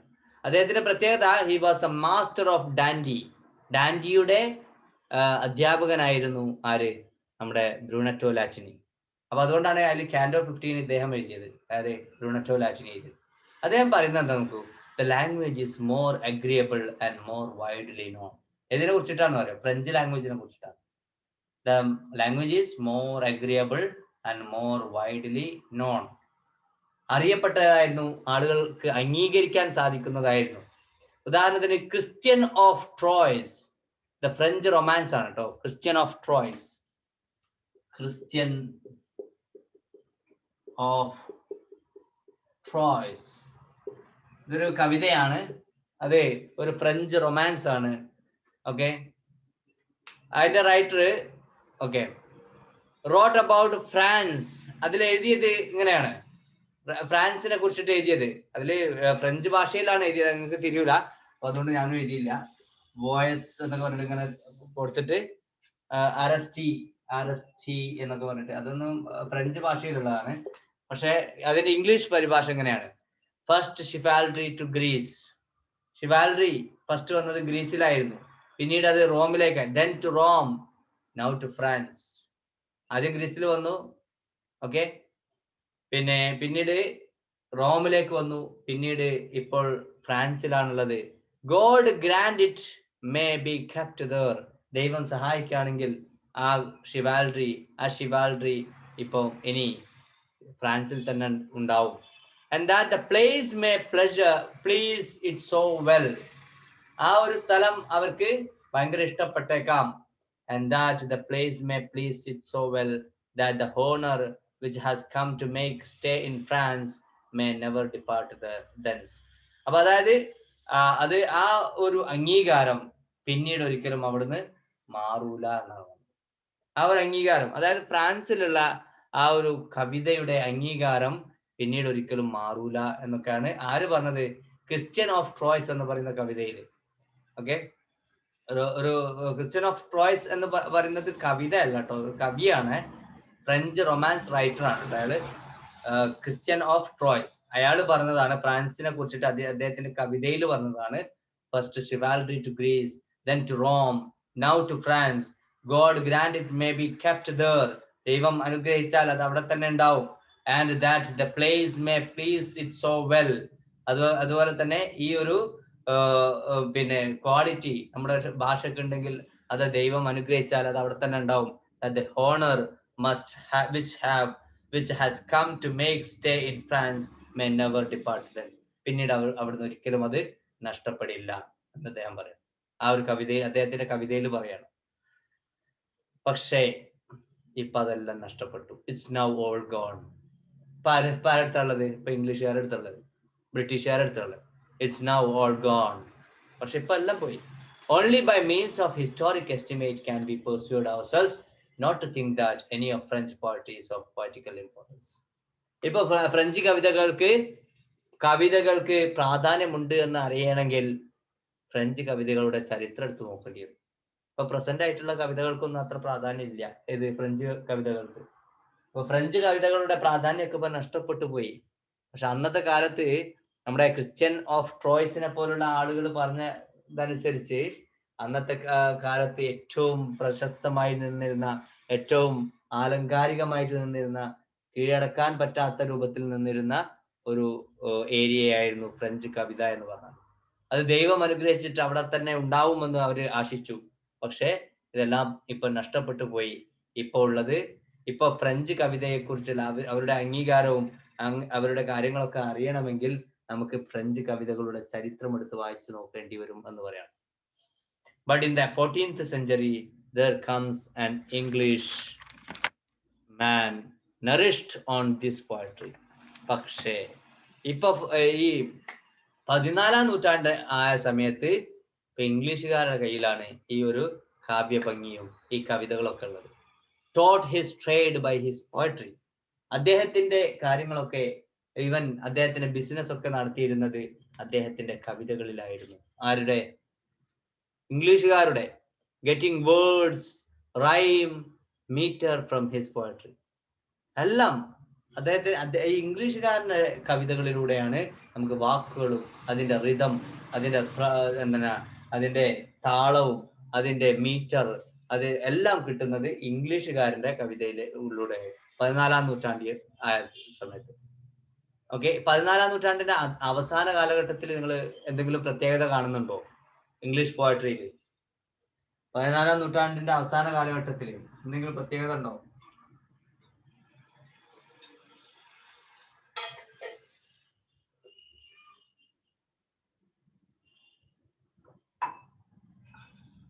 അറിയില്ല, ഒരു പ്രത്യേകത ഇല്ലേ? Who is the father of poetry? Chaucer. Chaucer. എന്നാണ് അദ്ദേഹം ജനിച്ചത് അറിയോ? ഇല്ല സാർ. ഓക്കെ, 1340 1340 ജനിച്ചു, 1400 അന്തരിച്ച ആളല്ലേ? എന്റെ ഓർമ്മ ശരിയാണെങ്കിൽ കേട്ടോ, വേണം നോക്കിക്കോളൂ. ഓക്കെ, അദ്ദേഹം ജനിച്ചത് 1340 മരിച്ചത് 1400 അല്ലേ? അപ്പം 14ാം നൂറ്റാണ്ടിൽ ഒരു സംഭാവനയാണ് ആര്? നമ്മുടെ ജെഫ്രി ചോസർ. നമ്മളിതില് ഒരാളെ പരാമർശിക്കുന്നുണ്ട്, ഈ ജെഫ്രി ചോസറിനെ. ജെഫ്രി ചോസർ ക്ലാസിക് അല്ല എന്നുള്ളത് ആദ്യം പറഞ്ഞിരുന്നു അദ്ദേഹം, അല്ലേ? അപ്പോ അതില് ക്ലാസിക് ആയിട്ടുള്ള ക്യാരക്ടേഴ്സ് മിൽട്ടന്, ഷേക്സ്പിയർ, അതുപോലെ ഡാൻഡി, ഹോമർ, ഇവരൊക്കെ ആയിരുന്നു ക്ലാസിക്കൽ ആയിട്ടുള്ള പിന്നെ ക്യാരക്ടേഴ്സിൽ ഉൾപ്പെടുത്തിയിരുന്നത്. ഷേക്സ്പിയർ ഓക്കെ, പക്ഷെ ചോസറിനെ അതിൽ ഉൾപ്പെടുത്തിയില്ല. അപ്പൊ അതിലേക്കാണ് കൊണ്ടുവരുന്നത്. ഇപ്പൊ English poetry is flourished in പിന്നെ എന്താണ് 14th century. അപ്പൊ 12ാം നൂറ്റാണ്ടിലും 13ാം നൂറ്റാണ്ടിലും ഒക്കെ നമ്മുടെ ഫ്രഞ്ച് പോയട്രി അങ്ങനെ കത്തിജ്വലിച്ച് നിൽക്കുന്ന കാലഘട്ടമായിരുന്നു. പിന്നീട് 14ാം നൂറ്റാണ്ടത്തോടുകൂടി അത് അസ്തമിച്ചു. പിന്നീട് പൊങ്ങി വരുന്നത് ഇംഗ്ലീഷ് പോയട്രിയാണ്. ഓക്കെ, അത് നിങ്ങൾ ആരെങ്കിലും നോക്കുന്നുണ്ടോ? നോക്കിണോ? അദ്ദേഹത്തിന്റെ ഏജ് ഒന്ന് നോക്കിക്കോളൂ എവിടെങ്കിലും. So even of that stanza which the Italians used and which Chaucer derived immediately from the Italians, the basis and suggestion was probably given in France. നോക്കൂ, ചോസറിന് എവിടുന്നാ കിട്ടിയത്? അദ്ദേഹത്തിന്റെ കവിത, ഈ ചോസറിന്റെ കവിതകളില്ലേ, അദ്ദേഹത്തിന് എവിടുന്ന് കിട്ടി? അതിന്റെ ആ ഒരു പ്രാസവും അതുപോലെ തന്നെ കവിതയുടെ ആ ഒരു പിന്നെ തീമും അതിന്റെ റൈമും ഒക്കെ എവിടുന്ന് കിട്ടി? ഇറ്റാലിയൻ പോയട്രി ഇതാണ്.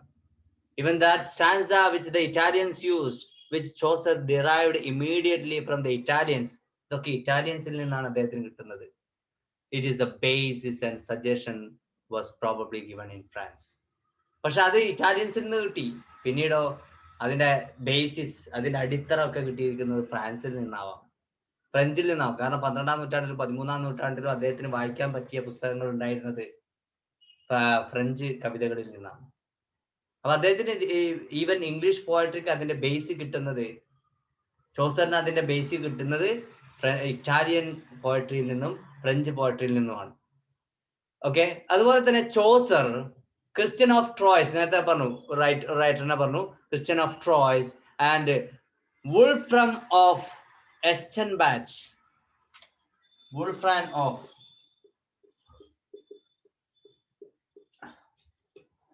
എസ്റ്റൻബാച്ച്,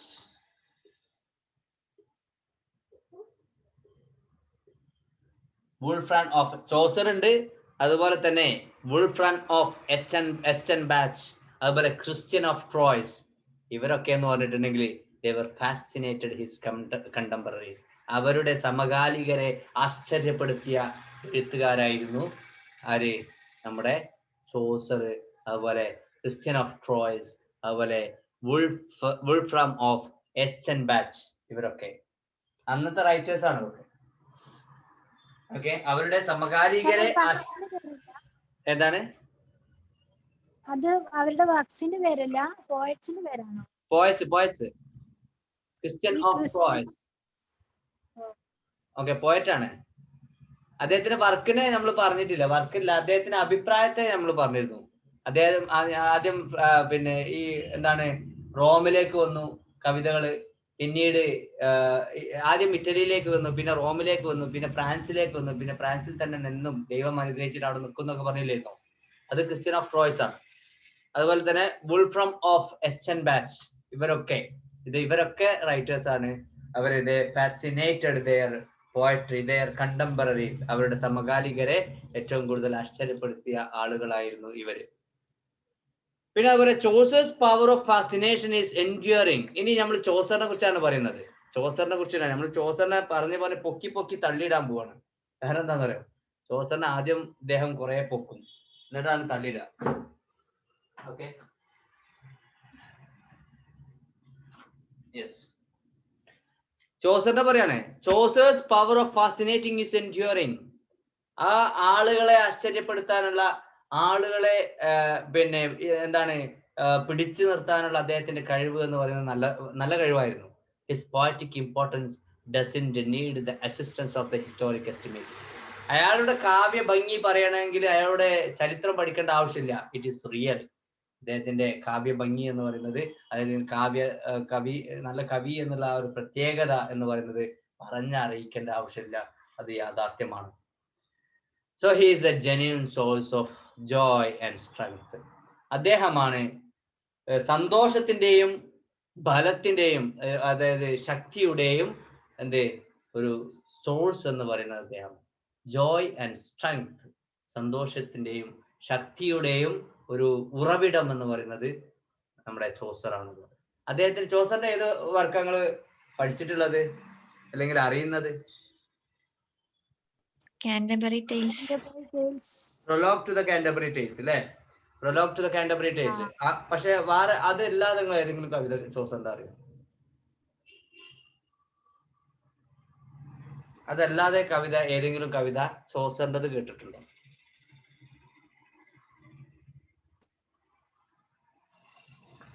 ഹലോ, ഇല്ല സർ, കേട്ടിട്ടില്ല. അതാരും കേട്ടിട്ടില്ല, ഞാനും കേട്ടിട്ടില്ല, വേറെ ആരും കേട്ടിട്ടില്ല. ചോസറിന്റെ ഈ കാൻറ്റർബറി ടേൽസ് മാത്രമല്ലേ നമ്മളെല്ലാരും കേട്ടിട്ടുള്ളൂ. അപ്പൊ അത് തന്നെയാണ് അർണോൾഡും ചോദിക്കണത്, മാത്യു അർണോൾഡും ചോദിക്കണത് അത് തന്നെയാണ്. ഇയാൾ ഒരു ഒറ്റ കവിത അല്ലേ എഴുതിയുള്ളൂന്ന്. പക്ഷെ കുറെ കവിതകളൊക്കെ എഴുതിയിട്ടുണ്ടാവും, പക്ഷെ ഈ ഒരൊറ്റ കവിത മാത്രമാണ് അദ്ദേഹത്തിന് പ്രശസ്തിയായിട്ടുള്ളത് എന്ന് അത് പിന്നീട് വരും കേട്ടോ. So he's a genuine source of joy and strength. പക്ഷെ അദ്ദേഹം എന്താണ്? ജോയ് ആൻഡ് സ്ട്രെങ്ത്, സന്തോഷത്തിന്റെയും ശക്തിയുടെയും ഒരു ഊർജം അദ്ദേഹം തന്നെയായിരുന്നു. ആര്? നമ്മുടെ ചോസർ തന്നെയായിരുന്നു. So he will be red far more generally than he is red now. അയാൾ അന്ന് വായിക്കപ്പെട്ടതിനേക്കാളും കൂടുതലായിട്ട് വളരെ എന്താണ് ആളുകൾ കൂടുതലായിട്ട് അദ്ദേഹത്തെ ഇനി വായിക്കപ്പെടാം. ഈ മാത്യു അർണോൾഡ് വിക്ടോറിയൻ പോയറ്റ് ആണ്, ആ സമയത്ത് എഴുതുന്നതാണ് കേട്ടോ. അദ്ദേഹത്തിന്റെ ഒരു കാര്യം എന്ന് പറയുന്നത് his language is a cause of difficulty for us. പക്ഷെ അദ്ദേഹത്തിന്റെ ഭാഷ, അത് ശ്രദ്ധിക്കണം, അത് നമുക്ക് ബുദ്ധിമുട്ടുള്ളതാണ്. അദ്ദേഹത്തിന്റെ ഭാഷ ബുദ്ധിമുട്ടാണ്. And in as great a degree is a language of Burns. Robert ബേൺസിന് അറിയില്ല നിങ്ങൾ? റോബർട്ട് ബേൺസ് അറിയോ? റോബർട്ട് ബേൺസ് എന്ന് പറയുന്ന ഒരു കവിയുണ്ട്. അദ്ദേഹത്തിന്റെ ഒരു ഇംഗ്ലീഷ് കവിയാണ് കേട്ടോ. ബേൺസിന്റെ അതേപോലുള്ള ഭാഷയായിരുന്നു അദ്ദേഹം ഉപയോഗിച്ചിരുന്നത്. Okay, it is the language of the language of Burns. It is a difficulty to be unhesitatingly accepted and overcome in Chaucer's case as in that of Burns. അപ്പൊ ഇത് കുറച്ച് തരണം ചെയ്യാൻ കുറച്ചൊരു ബുദ്ധിമുട്ടുള്ള ഭാഷയായിരുന്നു ആരും ഉപയോഗിച്ചിരുന്നത്? നമ്മുടെ ചോസർ ഉപയോഗിച്ചു. ഞാൻ പറഞ്ഞു പൊക്കി തള്ളി തന്നത്. ഇയാള് ആദ്യം പറഞ്ഞ നല്ല സോഴ്സ് ഓഫ് എനർജി ആണ്, source of joy and strength ആണ് എന്നുള്ളത്. ജനറലി അത് ഇന്ന് വായിക്കപ്പെടുന്നു, ഈ ഭാവിയിലും അത് വായിക്കപ്പെടും എന്നൊക്കെ പറഞ്ഞ സംഭവമാണ് അദ്ദേഹത്തിന്റെ കവിതകൾ. പക്ഷെ പിന്നീട് പറയാണ് അദ്ദേഹത്തിന്റെ ഭാഷ എന്ന് പറഞ്ഞാൽ കുറച്ച് ബുദ്ധിമുട്ടുള്ളതാണ്. ആരുടേതുപോലെ? റോബർട്ട് ബേൺസിന്റെ കവിതയുടേത് പോലെയാണ്, ഭാഷയുടേത് പോലെയാണ്. So it is a difficulty to be unhesitatingly accepted. Okay, അപ്പൊ ഒരു എന്താണ് എതിർപ്പില്ലാതെ സ്വീകരിക്കുക, അദ്ദേഹത്തിന്റെ ഭാഷ എതിർപ്പില്ലാതെ സ്വീകരിക്കുക എന്ന് പറയുന്നത് കുറച്ചൊരു ബുദ്ധിമുട്ടാണ്. പക്ഷെ അദ്ദേഹത്തിന്റെ ഭാഷയെ എതിർക്കേണ്ടത് ആവശ്യമാണ്.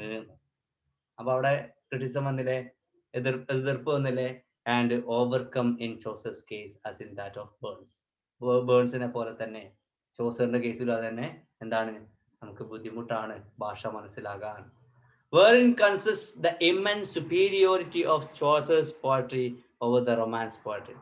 അവിടെയാണ് മറ്റുള്ള റൊമാൻസ് പോയട്രിയേക്കാൾ ചോസറിന്റെ ഭാഷ, ആ പോയട്രി ഉയർന്നു നിൽക്കുന്നത്. ഭാഷ മനസ്സിലാവാൻ ബുദ്ധിമുട്ടുള്ളത് കൊണ്ടാണ് ചോസറിന്റെ കവിത ക്ലാസിക്കൽ ആവുന്നത്. അത് ഇയാൾ പറഞ്ഞ പക്ക കറക്റ്റാ. എന്താ കാരണം എന്നറിയോ? നിങ്ങൾക്ക് നമ്മുടെ ദ വേസ്റ്റ് ലാൻഡ് എന്ന് പറയുന്ന കവിത, ദ വേസ്റ്റ് ലാൻഡ് എന്ന് പറയുന്ന കവിത നമ്മുടെ പിന്നെ TS Eliot എഴുതി. ഈ വേസ്റ്റ് ലാൻഡ് എന്ന കവിത ഇത്രയും ക്ലാസിക്കലായി 1922 പബ്ലിഷ് ചെയ്തു. ഇത്രയും ക്ലാസിക്കലായ ആവാൻ കാരണം എന്താണ്? ആ ഭാഷ മനസ്സിലാവാനും അദ്ദേഹത്തിൽ ഒരുപാട് അല്യൂഷൻസ് ഒക്കെ മനസ്സിലാവാനും കുറച്ച് ബുദ്ധിമുട്ട് തന്നെയാണ്. അങ്ങനെയാണ് അത് ക്ലാസിക്കലാവുന്നത്. അപ്പൊ കുറച്ച് ബുദ്ധിമുട്ടുണ്ടാവുക എന്ന് പറയുന്നത് കൊണ്ടാണ് ഇത്തരം കവിതകൾക്ക് ഒരു ശ്രേഷ്ഠമായിട്ട് നിൽക്കുന്നത്. അതുപോലെ തന്നെ അത് പിന്നെ കുറച്ചു ഹൈ ക്വാളിറ്റി അതിൽ വരുന്നത് എന്ന് പറയണം. ചോസറിന്റെ poetry, it has a superiority of Chaucer's poetry over the Romance poetry because Chaucer has used the language which is difficult to understand. ആളുകൾക്ക് മനസ്സിലാവാൻ കുറച്ച് ബുദ്ധിമുട്ടുള്ള ഭാഷയാണ് അദ്ദേഹം ഉപയോഗിച്ചിരുന്നത്. So why it is that in passing from this to Chaucer we suddenly feel ourselves to be another world? We shall find that his superiority is both in the substance of his poetry and in the style of his poetry. അപ്പൊ എന്തുകൊണ്ടാണ് അത്ര superior ആയത്? അദ്ദേഹത്തിന്റെ ഭാഷ എന്ന് പറയുന്നത് വളരെ difficult ആണ് എന്ന് നമ്മൾ പറഞ്ഞു. അതുപോലെ തന്നെ അദ്ദേഹത്തിന്റെ സുപ്പീരിയോറിറ്റി എന്ന് പറയുന്നത് രണ്ട് കാര്യങ്ങളുണ്ടായിരുന്നു. ഒന്ന് മാറ്റർ ആൻഡ് സബ്സ്റ്റൻസ്, രണ്ടാമത്തത് സ്റ്റൈല്. പിന്നെ എന്താ സ്റ്റൈലിന്റെ കൂടെ എന്താ പറയുക, മാനർ ആൻഡ് സ്റ്റൈൽ അല്ലെ? അപ്പൊ അതിലെന്താണ് സ്റ്റൈലിലും അതുപോലെ തന്നെ മാറ്റർ ആൻഡ് സബ്സ്റ്റൻസിലും ഒക്കെ ഇതിന്റെ സുപ്പീരിയോറിറ്റി അതേ നമുക്ക് കാണാൻ പറ്റും. ക്രിറ്റിസിസം എന്ന് പറഞ്ഞാൽ ബോത്ത് മെറിറ്റ്സ് ആൻഡ് ഡിമെറിറ്റ്സ് ആട്ടോ. കുറെ കുറ്റം പറയും, കുറെ നല്ലത് പറയും, അങ്ങനെയാണ് ഇതിൽ പറയാം. So superiority in substance is given by his large, free, simple, clear yet kindly view of human life. ആദ്യം പറഞ്ഞു matter and substance. Matter and substance. ഈ മാറ്റർ ആൻഡ് സബ്സ്റ്റാൻസിന്റെ കേസിൽ അദ്ദേഹം സുപ്പീരിയർ ആണെന്ന് പറഞ്ഞു. അതുപോലെ തന്നെ സ്റ്റൈലിന്റെ കേസിലും അദ്ദേഹം സുപ്പീരിയോറിറ്റി അദ്ദേഹത്തിന് ഉണ്ട് എന്ന് പറഞ്ഞു. അതില് സബ്സ്റ്റാൻസിന്റെ കേസിലാണെങ്കിൽ നോക്കുകയാണെങ്കിൽ അതിന്റെ large, free, simple and clear yet kindly view of human. ഒരു ഹ്യൂമൻ ലൈഫിനെ, മനുഷ്യ ജീവിതത്തിനെ കണ്ടത് വളരെ വിശാലമായിട്ട്, വളരെ സ്വതന്ത്രമായിട്ട്, വളരെ ലളിതമായിട്ട്, വളരെ വ്യക്തമായിട്ടാണ് അദ്ദേഹം മനുഷ്യ ജീവിതത്തിനെ കണ്ടത്. എത്ര പിൽഗ്രിംസ് ഉണ്ടായിരുന്നു കാന്റർബറി ടെയിൽസിൽ?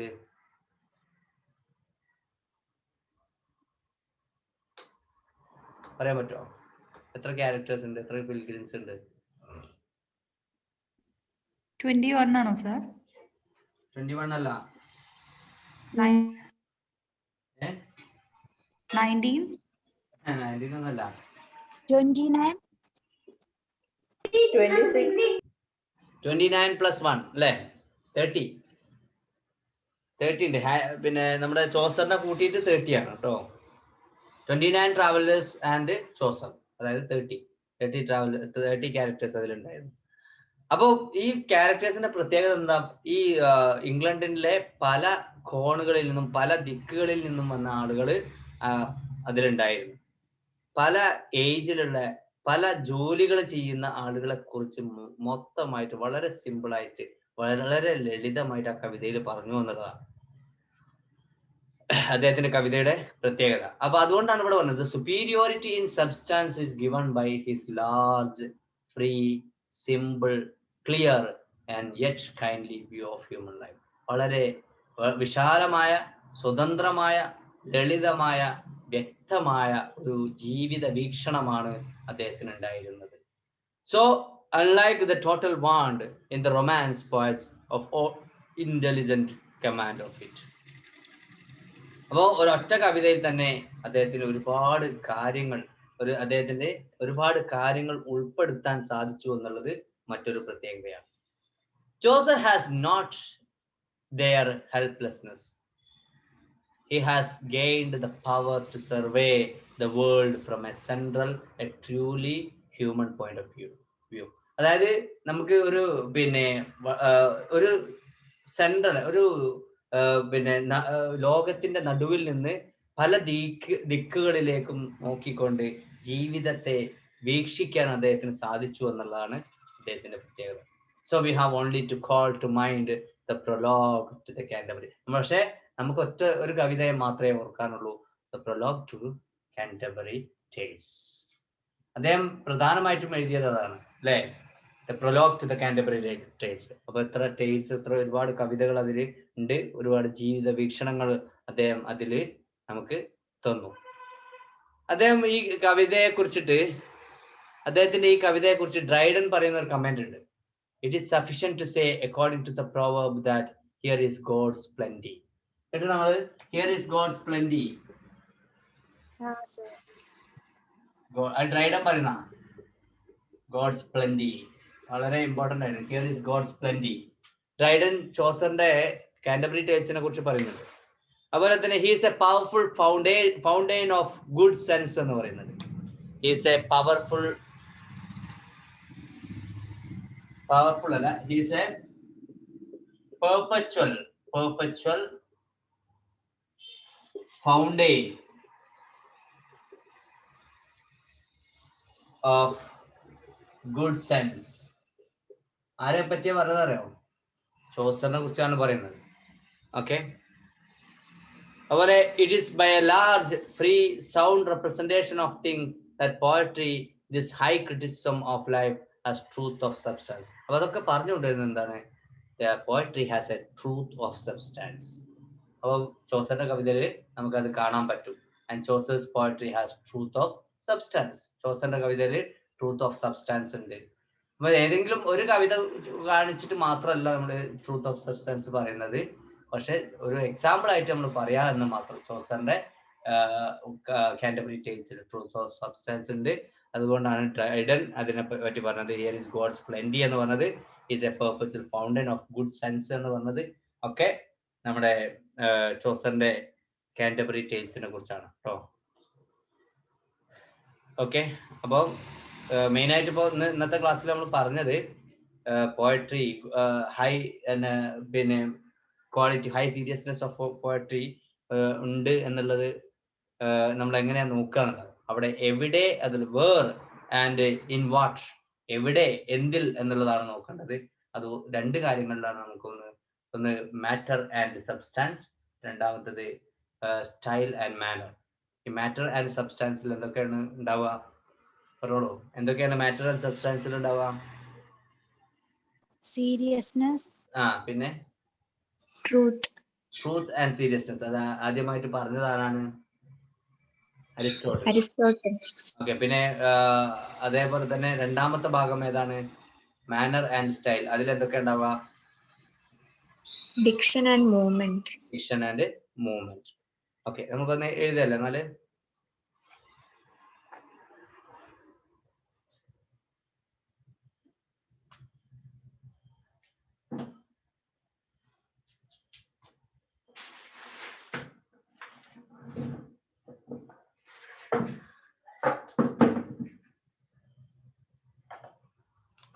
കഴിഞ്ഞ ക്ലാസ്സിൽ എഴുതിയ എവിടെയെന്നറിയോ?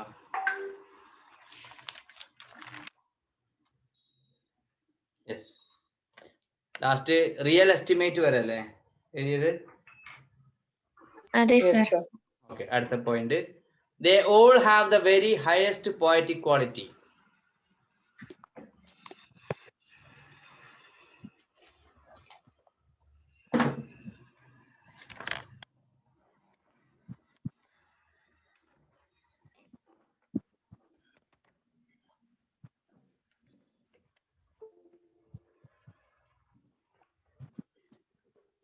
Okay, they all have the very highest poetic quality.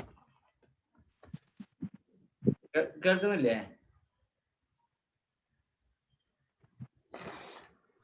Hello, കേൾക്കാം സർ. ഓക്കെ, പറയാം. They all have the very highest poetic quality. അടുത്ത point,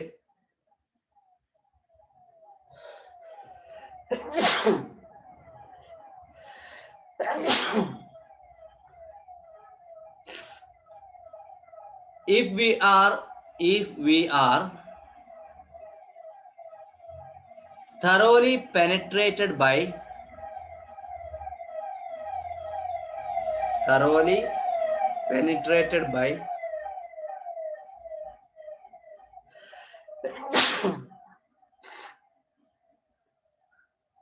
their power,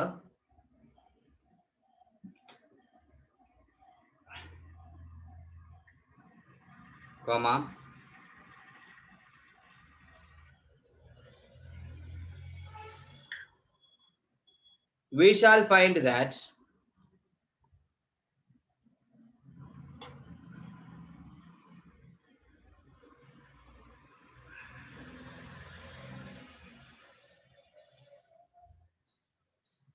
we have acquired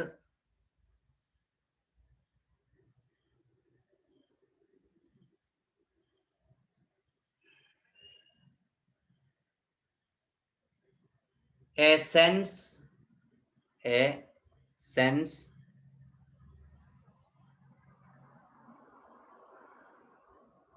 enabling us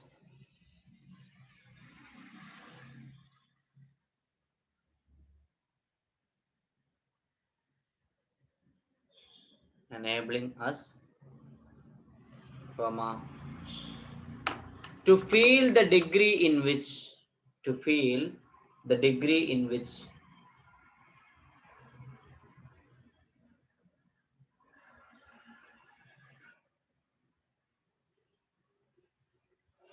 a high poetic quality is present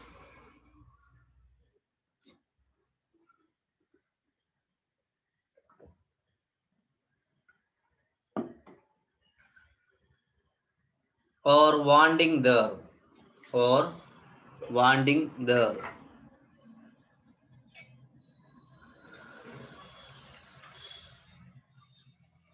Wanting, WANTING. Wanting there.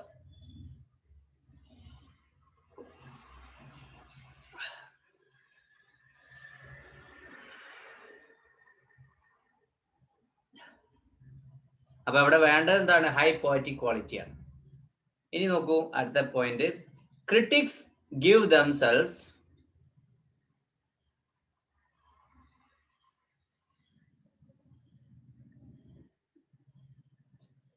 great labor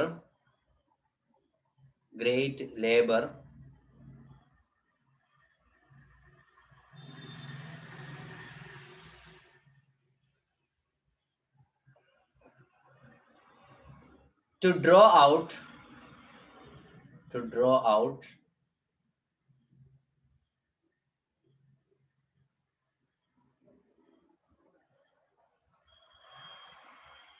what in the abstract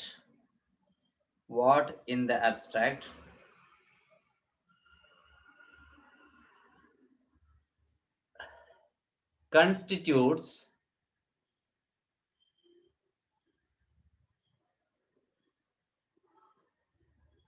the characters of a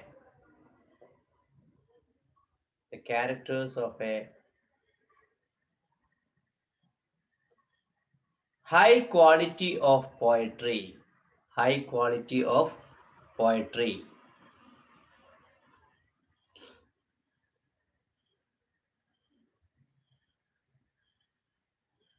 അടുത്ത point.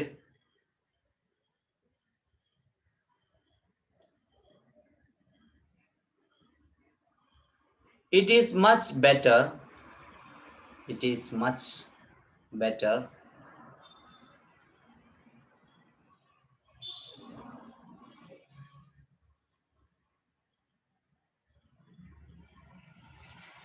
simply to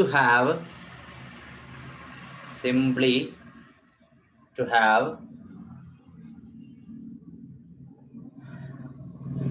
recourse RECOURSE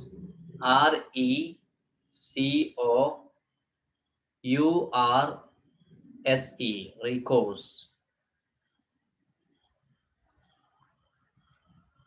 to concrete examples. ഇതിന് പറയാൻ കഴിയില്ല എന്നുള്ള.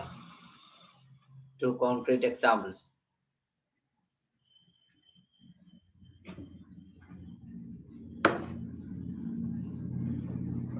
Semicolon hyphen ഇടുക. To take specimens of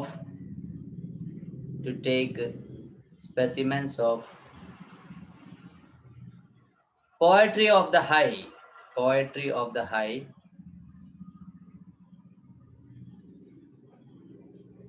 comma, the very highest quality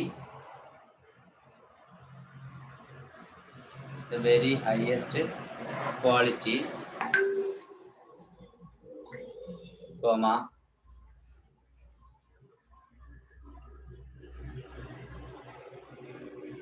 and to say semicolon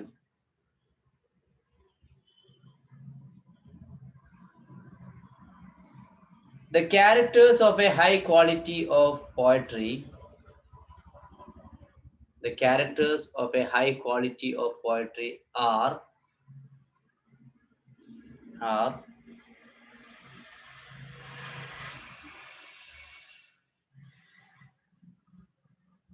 what is expressed there? What is expressed there?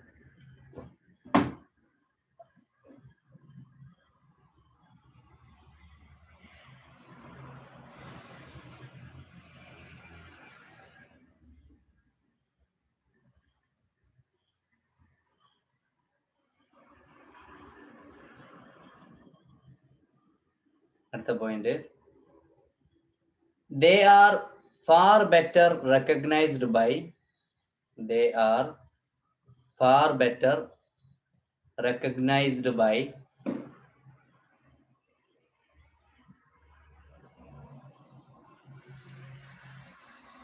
being felt in the verse of the master. Being felt, F-E-L-T, felt in the verse, V-E-R-S-E, of the master, comma, than by being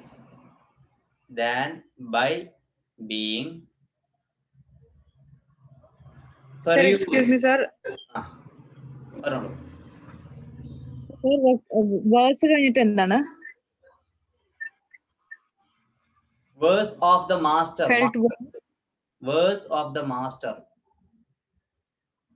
master എന്ന് പറഞ്ഞാൽ poet ആണ് ഉദ്ദേശം. Comma, than by being perused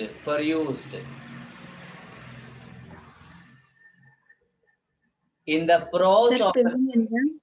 than being than by കഴിഞ്ഞോ കിട്ടിയോ? Being Perused, P-E-R-U-S-E-D, perused. അതായത് നമ്മളിപ്പം ക്രിട്ടിക്കിന്റെ പ്രോസിലല്ല ഇത് കാണാൻ പറ്റുക, ഏതെങ്കിലും നല്ല കവികളുടെ കവിതയിലാണ് ഇത് കാണാൻ പറ്റുക. ഹൈ പോയറ്റിക് ക്വാളിറ്റി എന്നുള്ളത് perused in the prose of the critic. In the prose of the critic.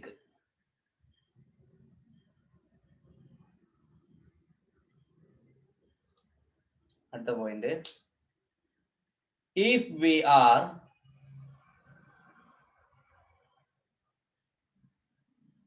urgently pressed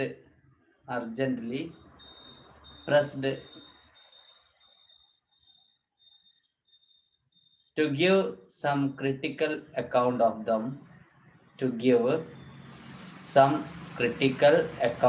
them,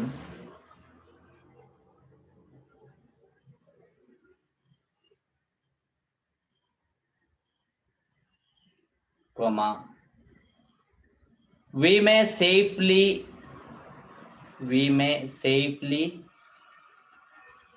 perhaps sir, we may safely ly safely, comma, perhaps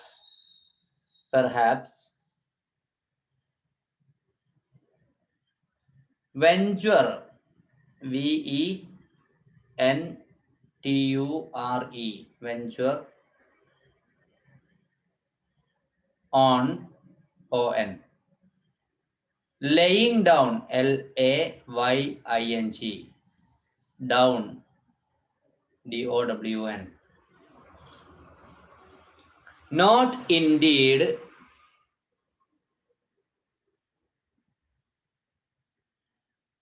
laying down എന്ന് പറഞ്ഞിട്ടൊരു കോമ ഇടണേ. Not indeed how and why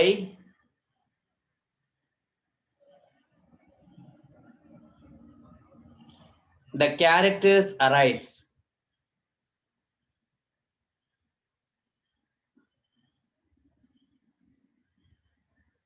The characters arise, comma, but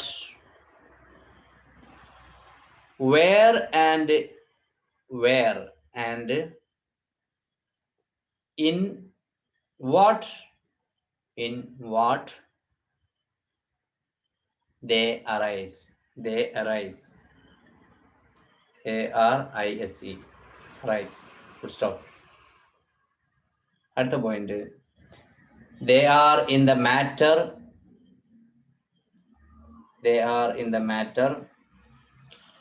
And substance of the poetry.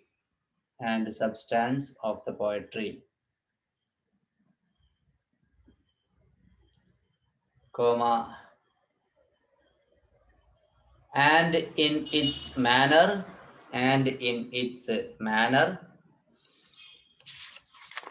And style. And in its manner and style.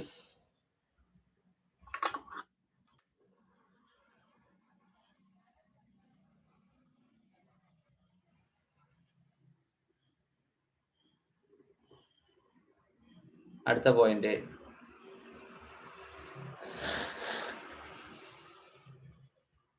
substance and matter,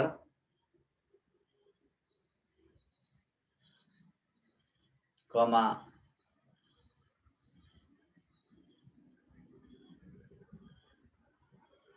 and manner and style.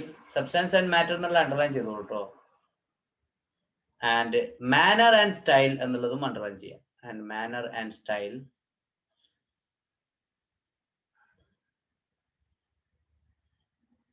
have a mark,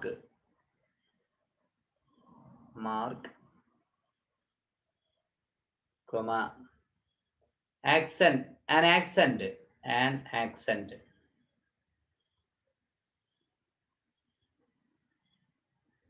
comma,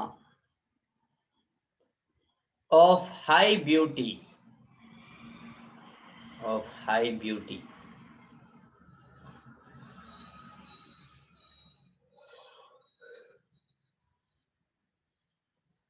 comma, worth, worth, worth, and power,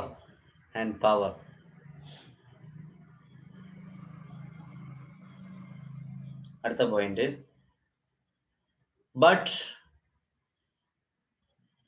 if we are asked to define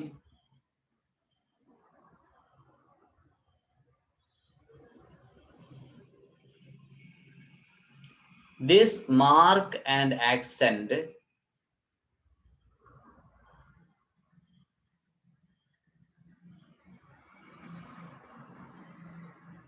in the abstract,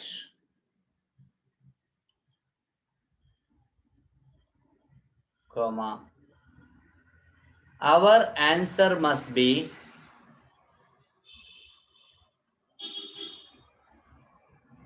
ഒരു colon ഇടാം രണ്ട് കുത്ത്.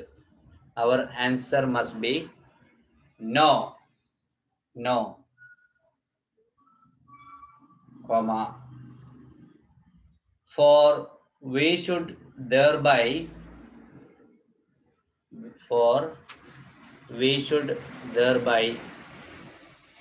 be darkening. FORTH ആണോ? FOR മാത്രം, for.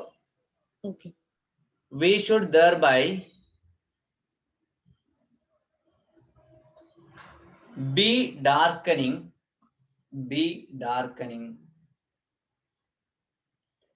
the question,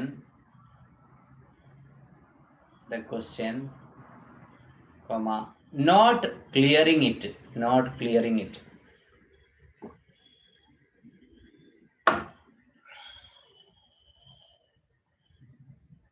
അടുത്ത point, the mark and accent are, mark എന്നുള്ളതും accent എന്നുള്ളതും underline ചെയ്യാം. The mark and accent are as given by the substance and matter, as given by the substance and matter എന്നുള്ള underline ചെയ്യാം.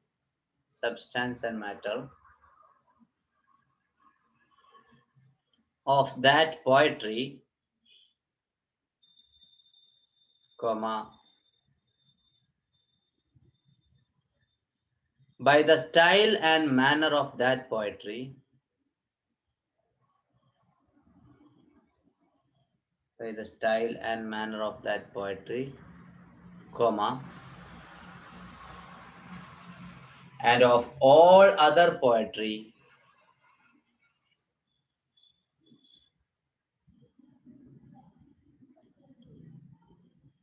which is akin to, which is akin, A-K-I-N, which is akin to it in quality, in quality.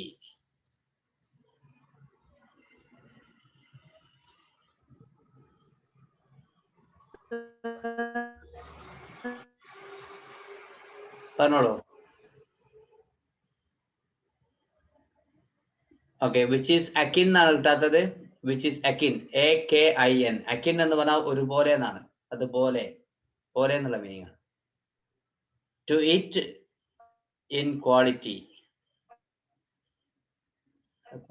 പറയുന്നത് കേൾക്കില്ലല്ലോ. Hello. Okay, വേണമെങ്കിൽ അതൊന്നുകൂടി വായിക്കാം. The mark and accent are as given by the substance and matter of that poetry, comma, and of all other poetry, matter of that poetry, by the style and manner of that poetry, and of all other poetry which is akin to it in quality. Okay, അടുത്ത point.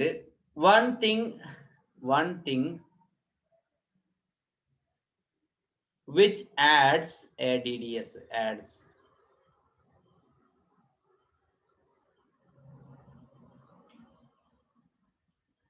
as to the AS, as to the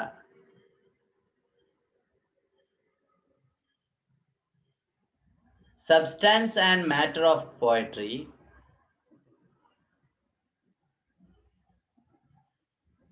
substance and matter of poetry,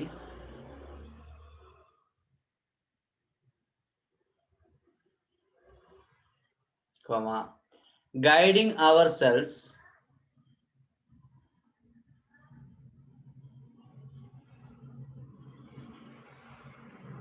by Aristotle's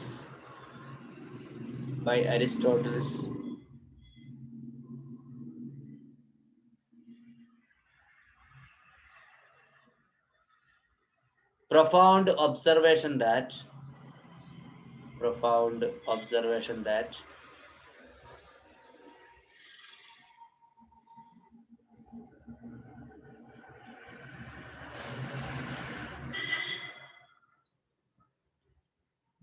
the superiority of poetry over history, the superiority of poetry over history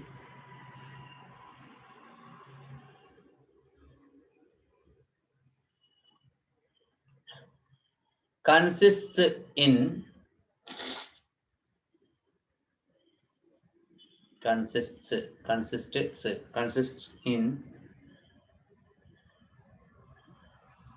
its possessing, its possessing a higher truth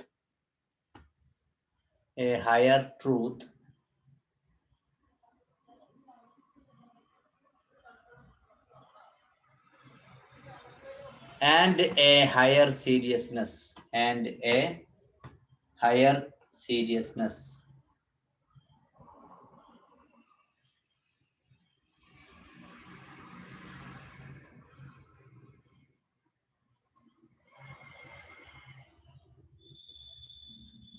അടുത്ത point. The substance and matter of the best poetry, the substance and matter of the best poetry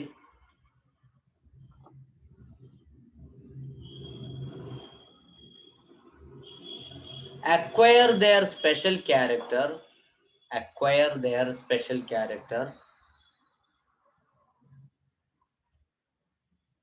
from possessing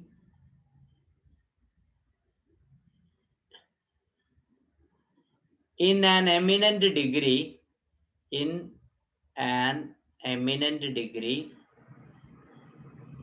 comma, truth and seriousness.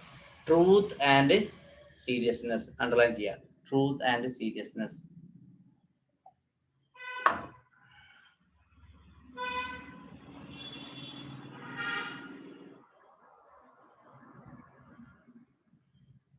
At the point, to the style and manner of the best poetry.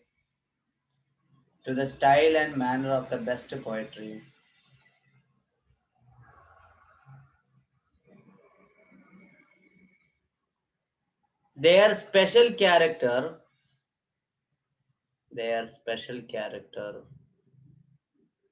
comma,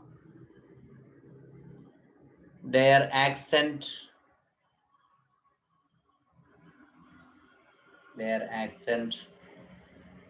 comma, is given by their diction,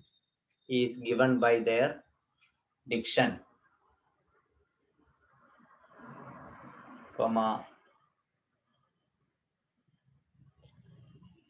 and even yet more,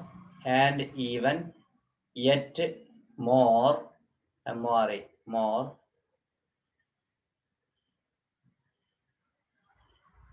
comma, by their movement.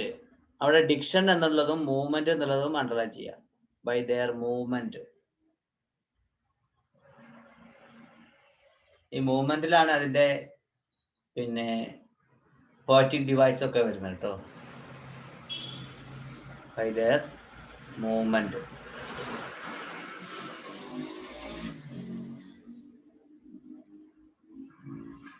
അടുത്ത point.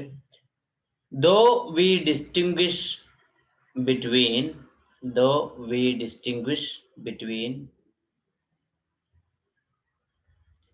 the two characters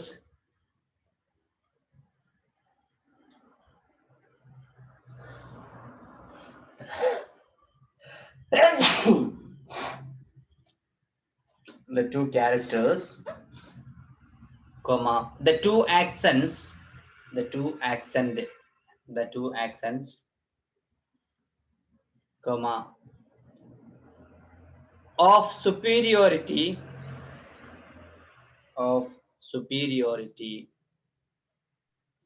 Sir, two characters കഴിഞ്ഞിട്ട് ഒന്നുകൂടി പറയോ? The two accents, accent ഇല്ലേ നമ്മൾ ഉച്ചാരണം, the two accents, ACCENTS, comma, of superiority, comma, yet they are vitally connected, vitally, VITALLY, vitally connected.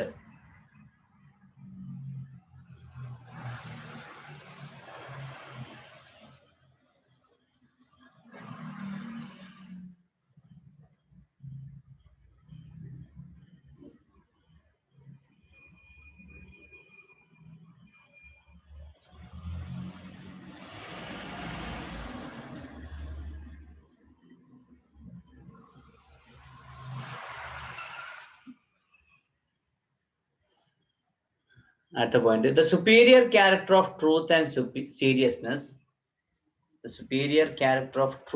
seriousness, comma, in the matter and substance of the best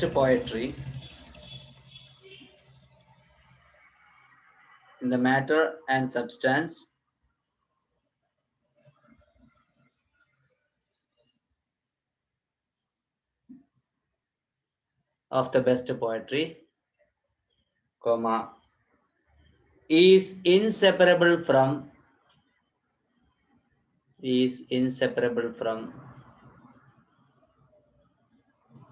the superiority of diction, the superiority of diction and movement,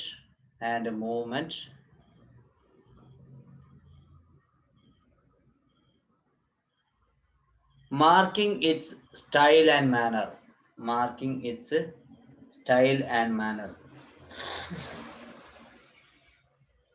style and manner.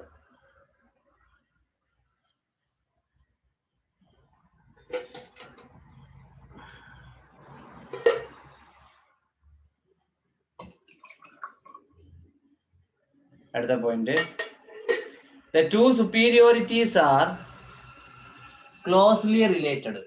The two superiorities are closely related.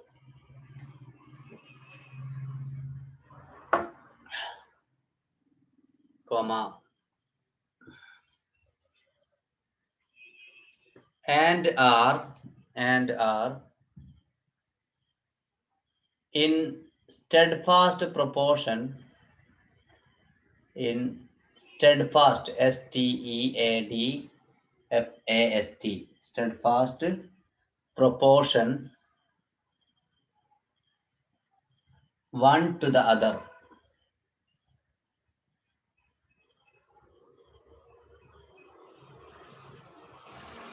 One to the other.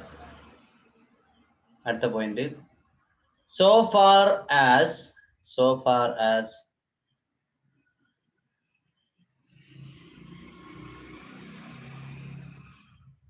high poetic truth and seriousness, high poetic truth and seriousness are wanting to a poet's matter and substance, poet apostrophe s, poet's matter and substance, comma, so far also,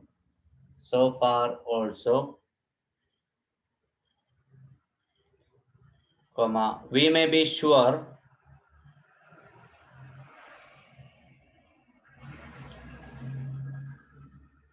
will a high poetic stamp, will, W-I-L-L, a high poetic stamp, S-T-A-M-P, stamp of diction, stamp of diction,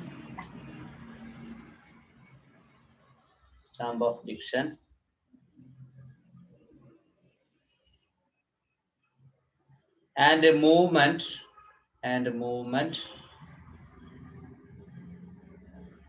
B wanting to his style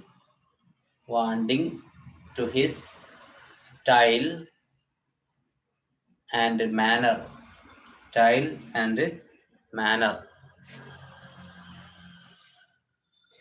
at the point, the high seriousness are, so sorry, at the point alla, അടുത്തത്, their whole force, F-O-R-C-E, force, lies, L-I-E-S, lies in their application,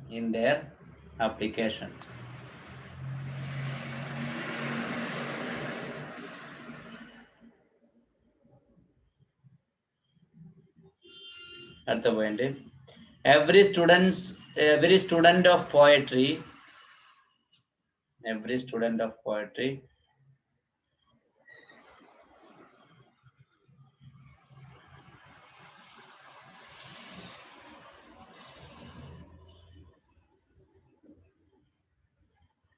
should make the application of them,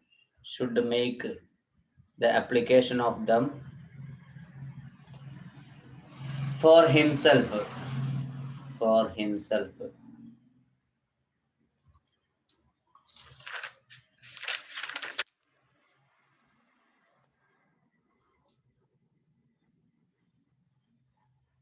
അടുത്ത point. Once more,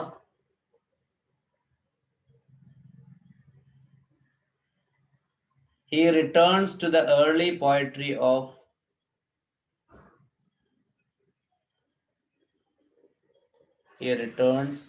early poetry of France. എന്താ sir? France, comma, with which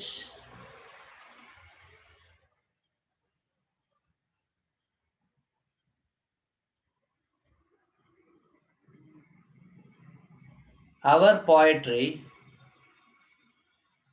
comma, our poetry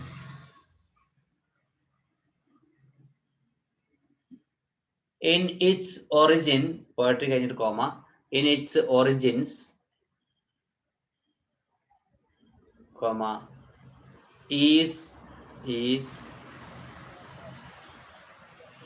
indissolubly, indissolubly,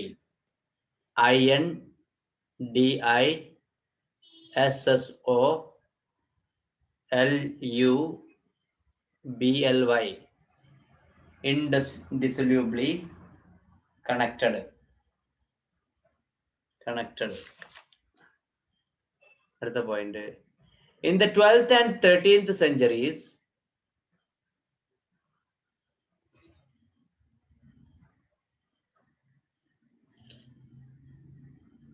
the poetry of France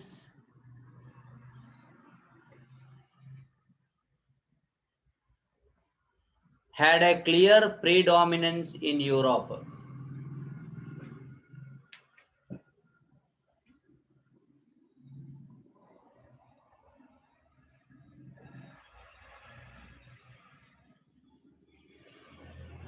അടുത്ത point. Dominance കഴിഞ്ഞിട്ട് എന്താണ്? In Europe. അടുത്ത point. Its effect on Italian literature, hyphen, its effect on Italian literature, hyphen,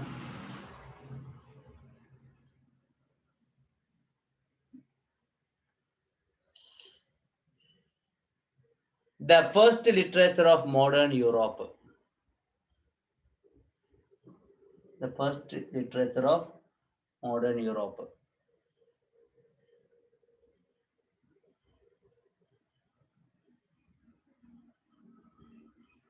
To strike the true and grand note. To strike the true and grand note.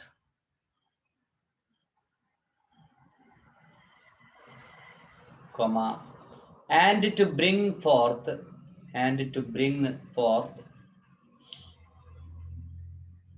comma, as in Dante and Petrarch,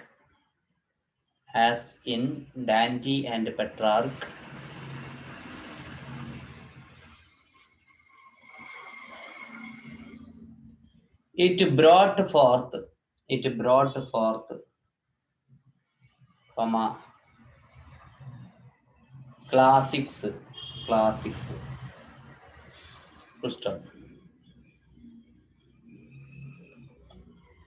At the point, the predominance of French poetry in Europe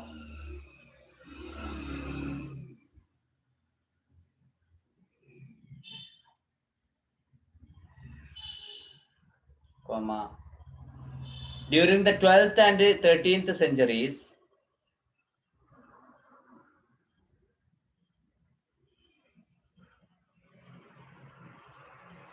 comma, is due to its poetry of the Langdoil. ബോർഡിന്റെ ഏറ്റവും മുകളിലുണ്ട് കേട്ടോ. Langdoil ഏറ്റവും മുകളിൽ. Langdoil.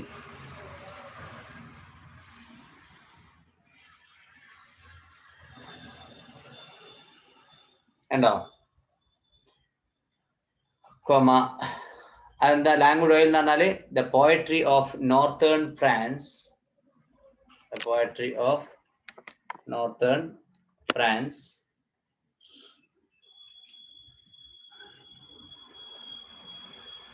And of the tongue, Tongue, which is now the French language.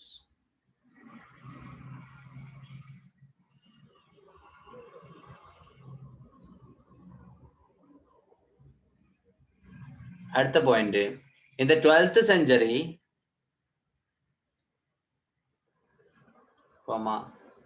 the bloom of French poetry, semicolon,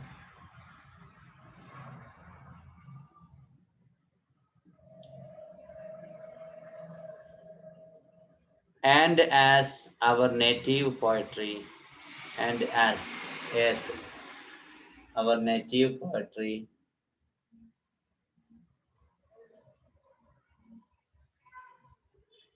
formed itself,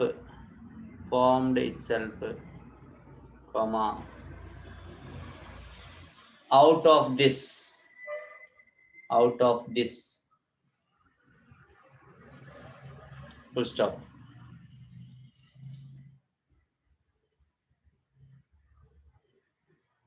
At the point, the romance poems of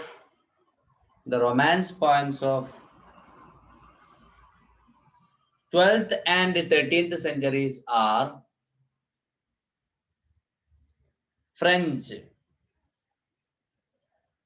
French.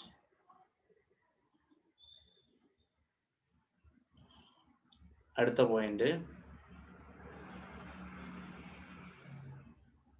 they are the pride of French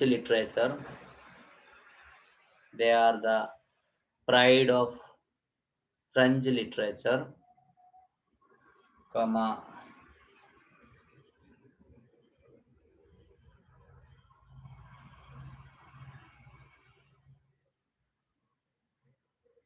nor have we anything, comma today, nor have we anything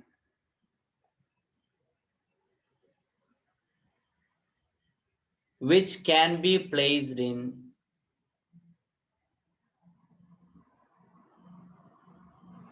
competition with them.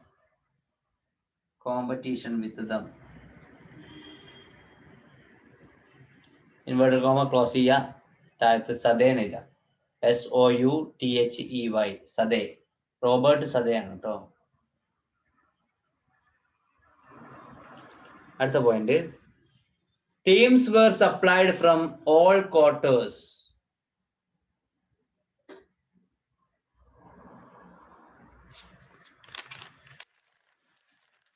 Sir, themes Were supplied from all quarters.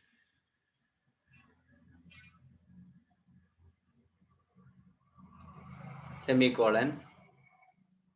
But the romance setting, which was common to them all, comma,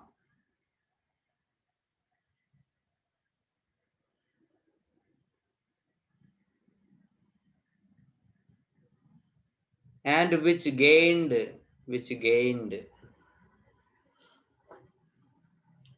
the ear of Europe, comma,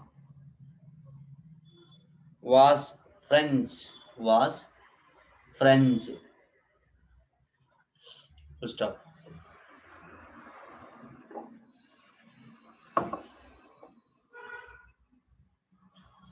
At the point, this constituted for the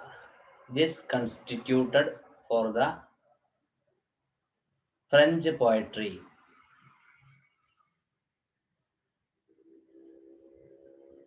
comma, literature,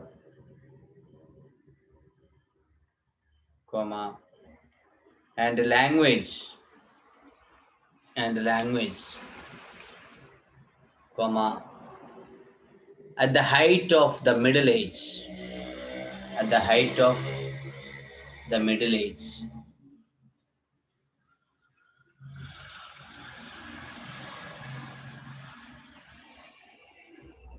Comma, an unchallenged predominance. An unchallenged predominance. Full stop. Sir, unchallenged going to? Predominance. Predominance.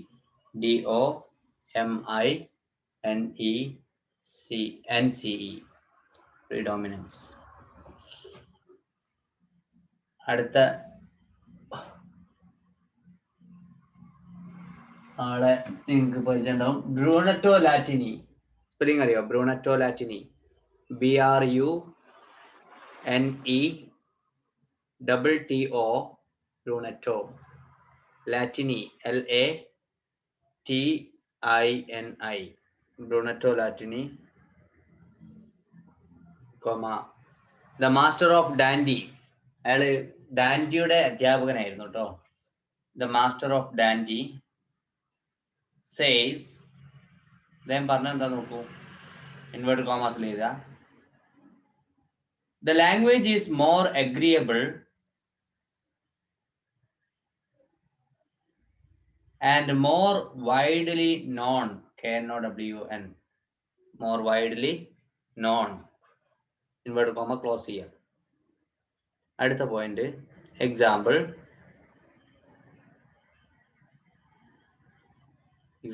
Christian of Troyes. Christian of Troyes.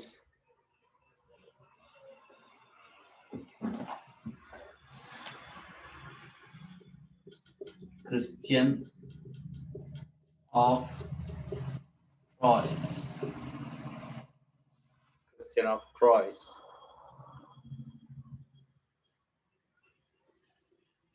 Sir, കാണുന്നില്ല. കാണില്ല? ഇപ്പൊ okay. ഞാൻ എനിക്ക് കണ്ടപ്പോ ഞാൻ വിചാരിച്ച എല്ലാവർക്കും കാണുന്നുണ്ട്. അപ്പോ ക്രിസ്ത്യൻ ഓഫ് ട്രോയ്സ് ചെയ്തില്ലേ? Tries. Okay. Tries. The French romance writer ആണ് അയാള്. ക്രിസ്ത്യൻ ഓഫ് ട്രോയ്സ് എന്ന് പറഞ്ഞാൽ ദ ഫ്രഞ്ച് റൊമാൻസ് റൈറ്റർ ആണ്.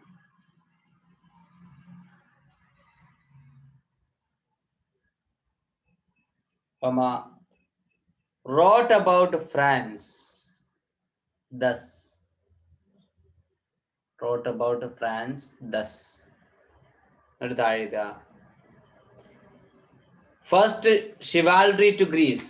First chivalry to Greece. Chivalry to Greece, comma. Then to Rome. Then to Rome.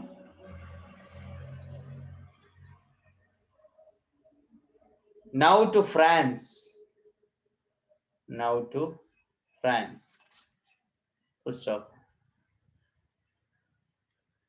God grant, grant, it may be kept there. Grant, it may be kept there. ദൈവ അനുഗ്രഹിച്ചാൽ അത് അവിടെ ഉണ്ടാവുന്നു ഫ്രാൻസിൽ.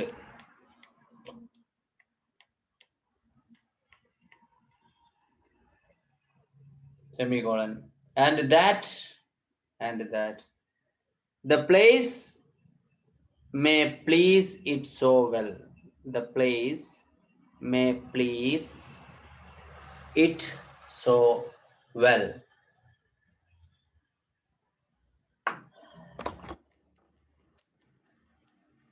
Comma, that the honor which has come to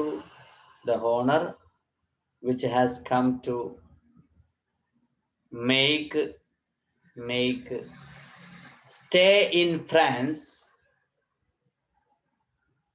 may never depart thence. Stay in France may never depart thence. Invert semicolon ഉണ്ട്. Sorry, exclamatory mark ഇടുക. എന്നിട്ട് invert comma close ചെയ്യുക. May never depart thence. It is now all gone. അടുത്ത point, it's now all gone. ഇതെല്ലാം നഷ്ടപ്പെട്ടു.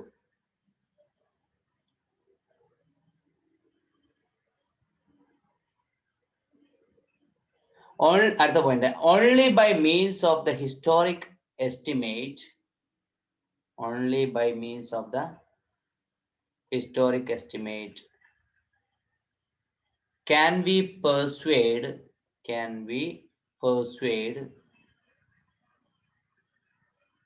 ourselves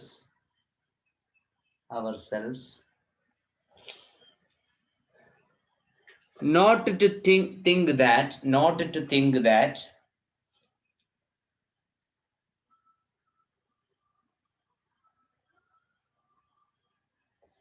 any of French poetry is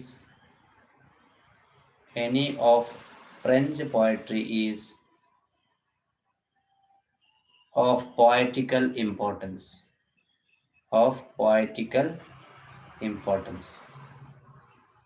Full stop. அடுத்த point, but in the 14th century,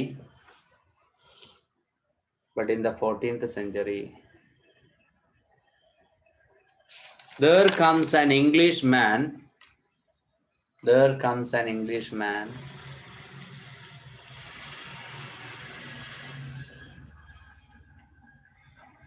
nourished on this poetry, comma, taught his trade, TAUGHT, comma, taught his trade, TAUGHT, taught his trade by this poetry,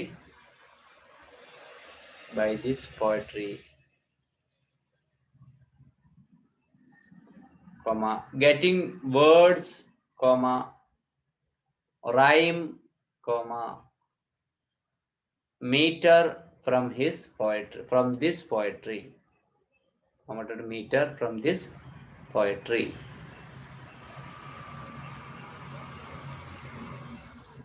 At the point, even of that stanza which the Italians used,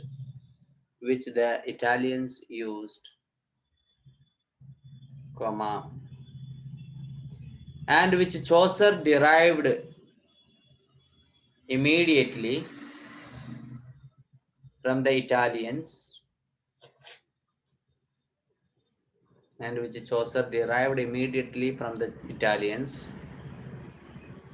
comma, the basis and suggestion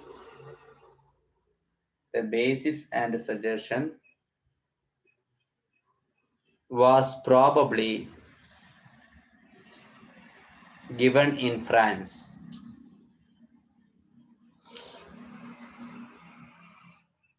അടുത്ത point, Chaucer Christian of tries നേരത്തെ എഴുതിയതാണ്, Christian of Troyes and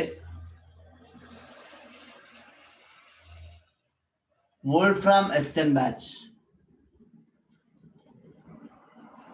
Wolfram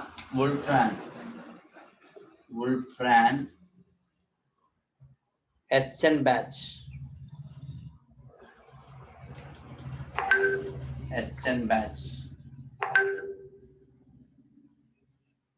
Wolfram Eschenbach.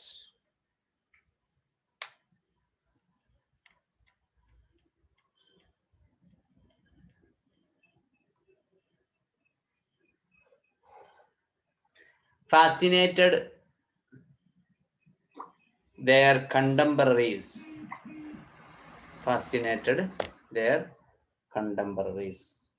തൽക്കാലം ഇന്ന് അതുവരെ എഴുതാം അല്ലെ, കുറച്ചും കൂടി എഴുതാനുണ്ട് പറഞ്ഞതില്. അടുത്ത ക്ലാസ്സിൽ നമുക്കത് എഴുതും ചെയ്യാം. നമുക്ക് ഒരു ക്ലാസ് കൊണ്ട്, ഏതായാലും മാക്സിമം ഒരു ക്ലാസ് കൊണ്ട് തന്നെ നമുക്ക് ഈ ഒരു വർക്ക് തീർക്കണം.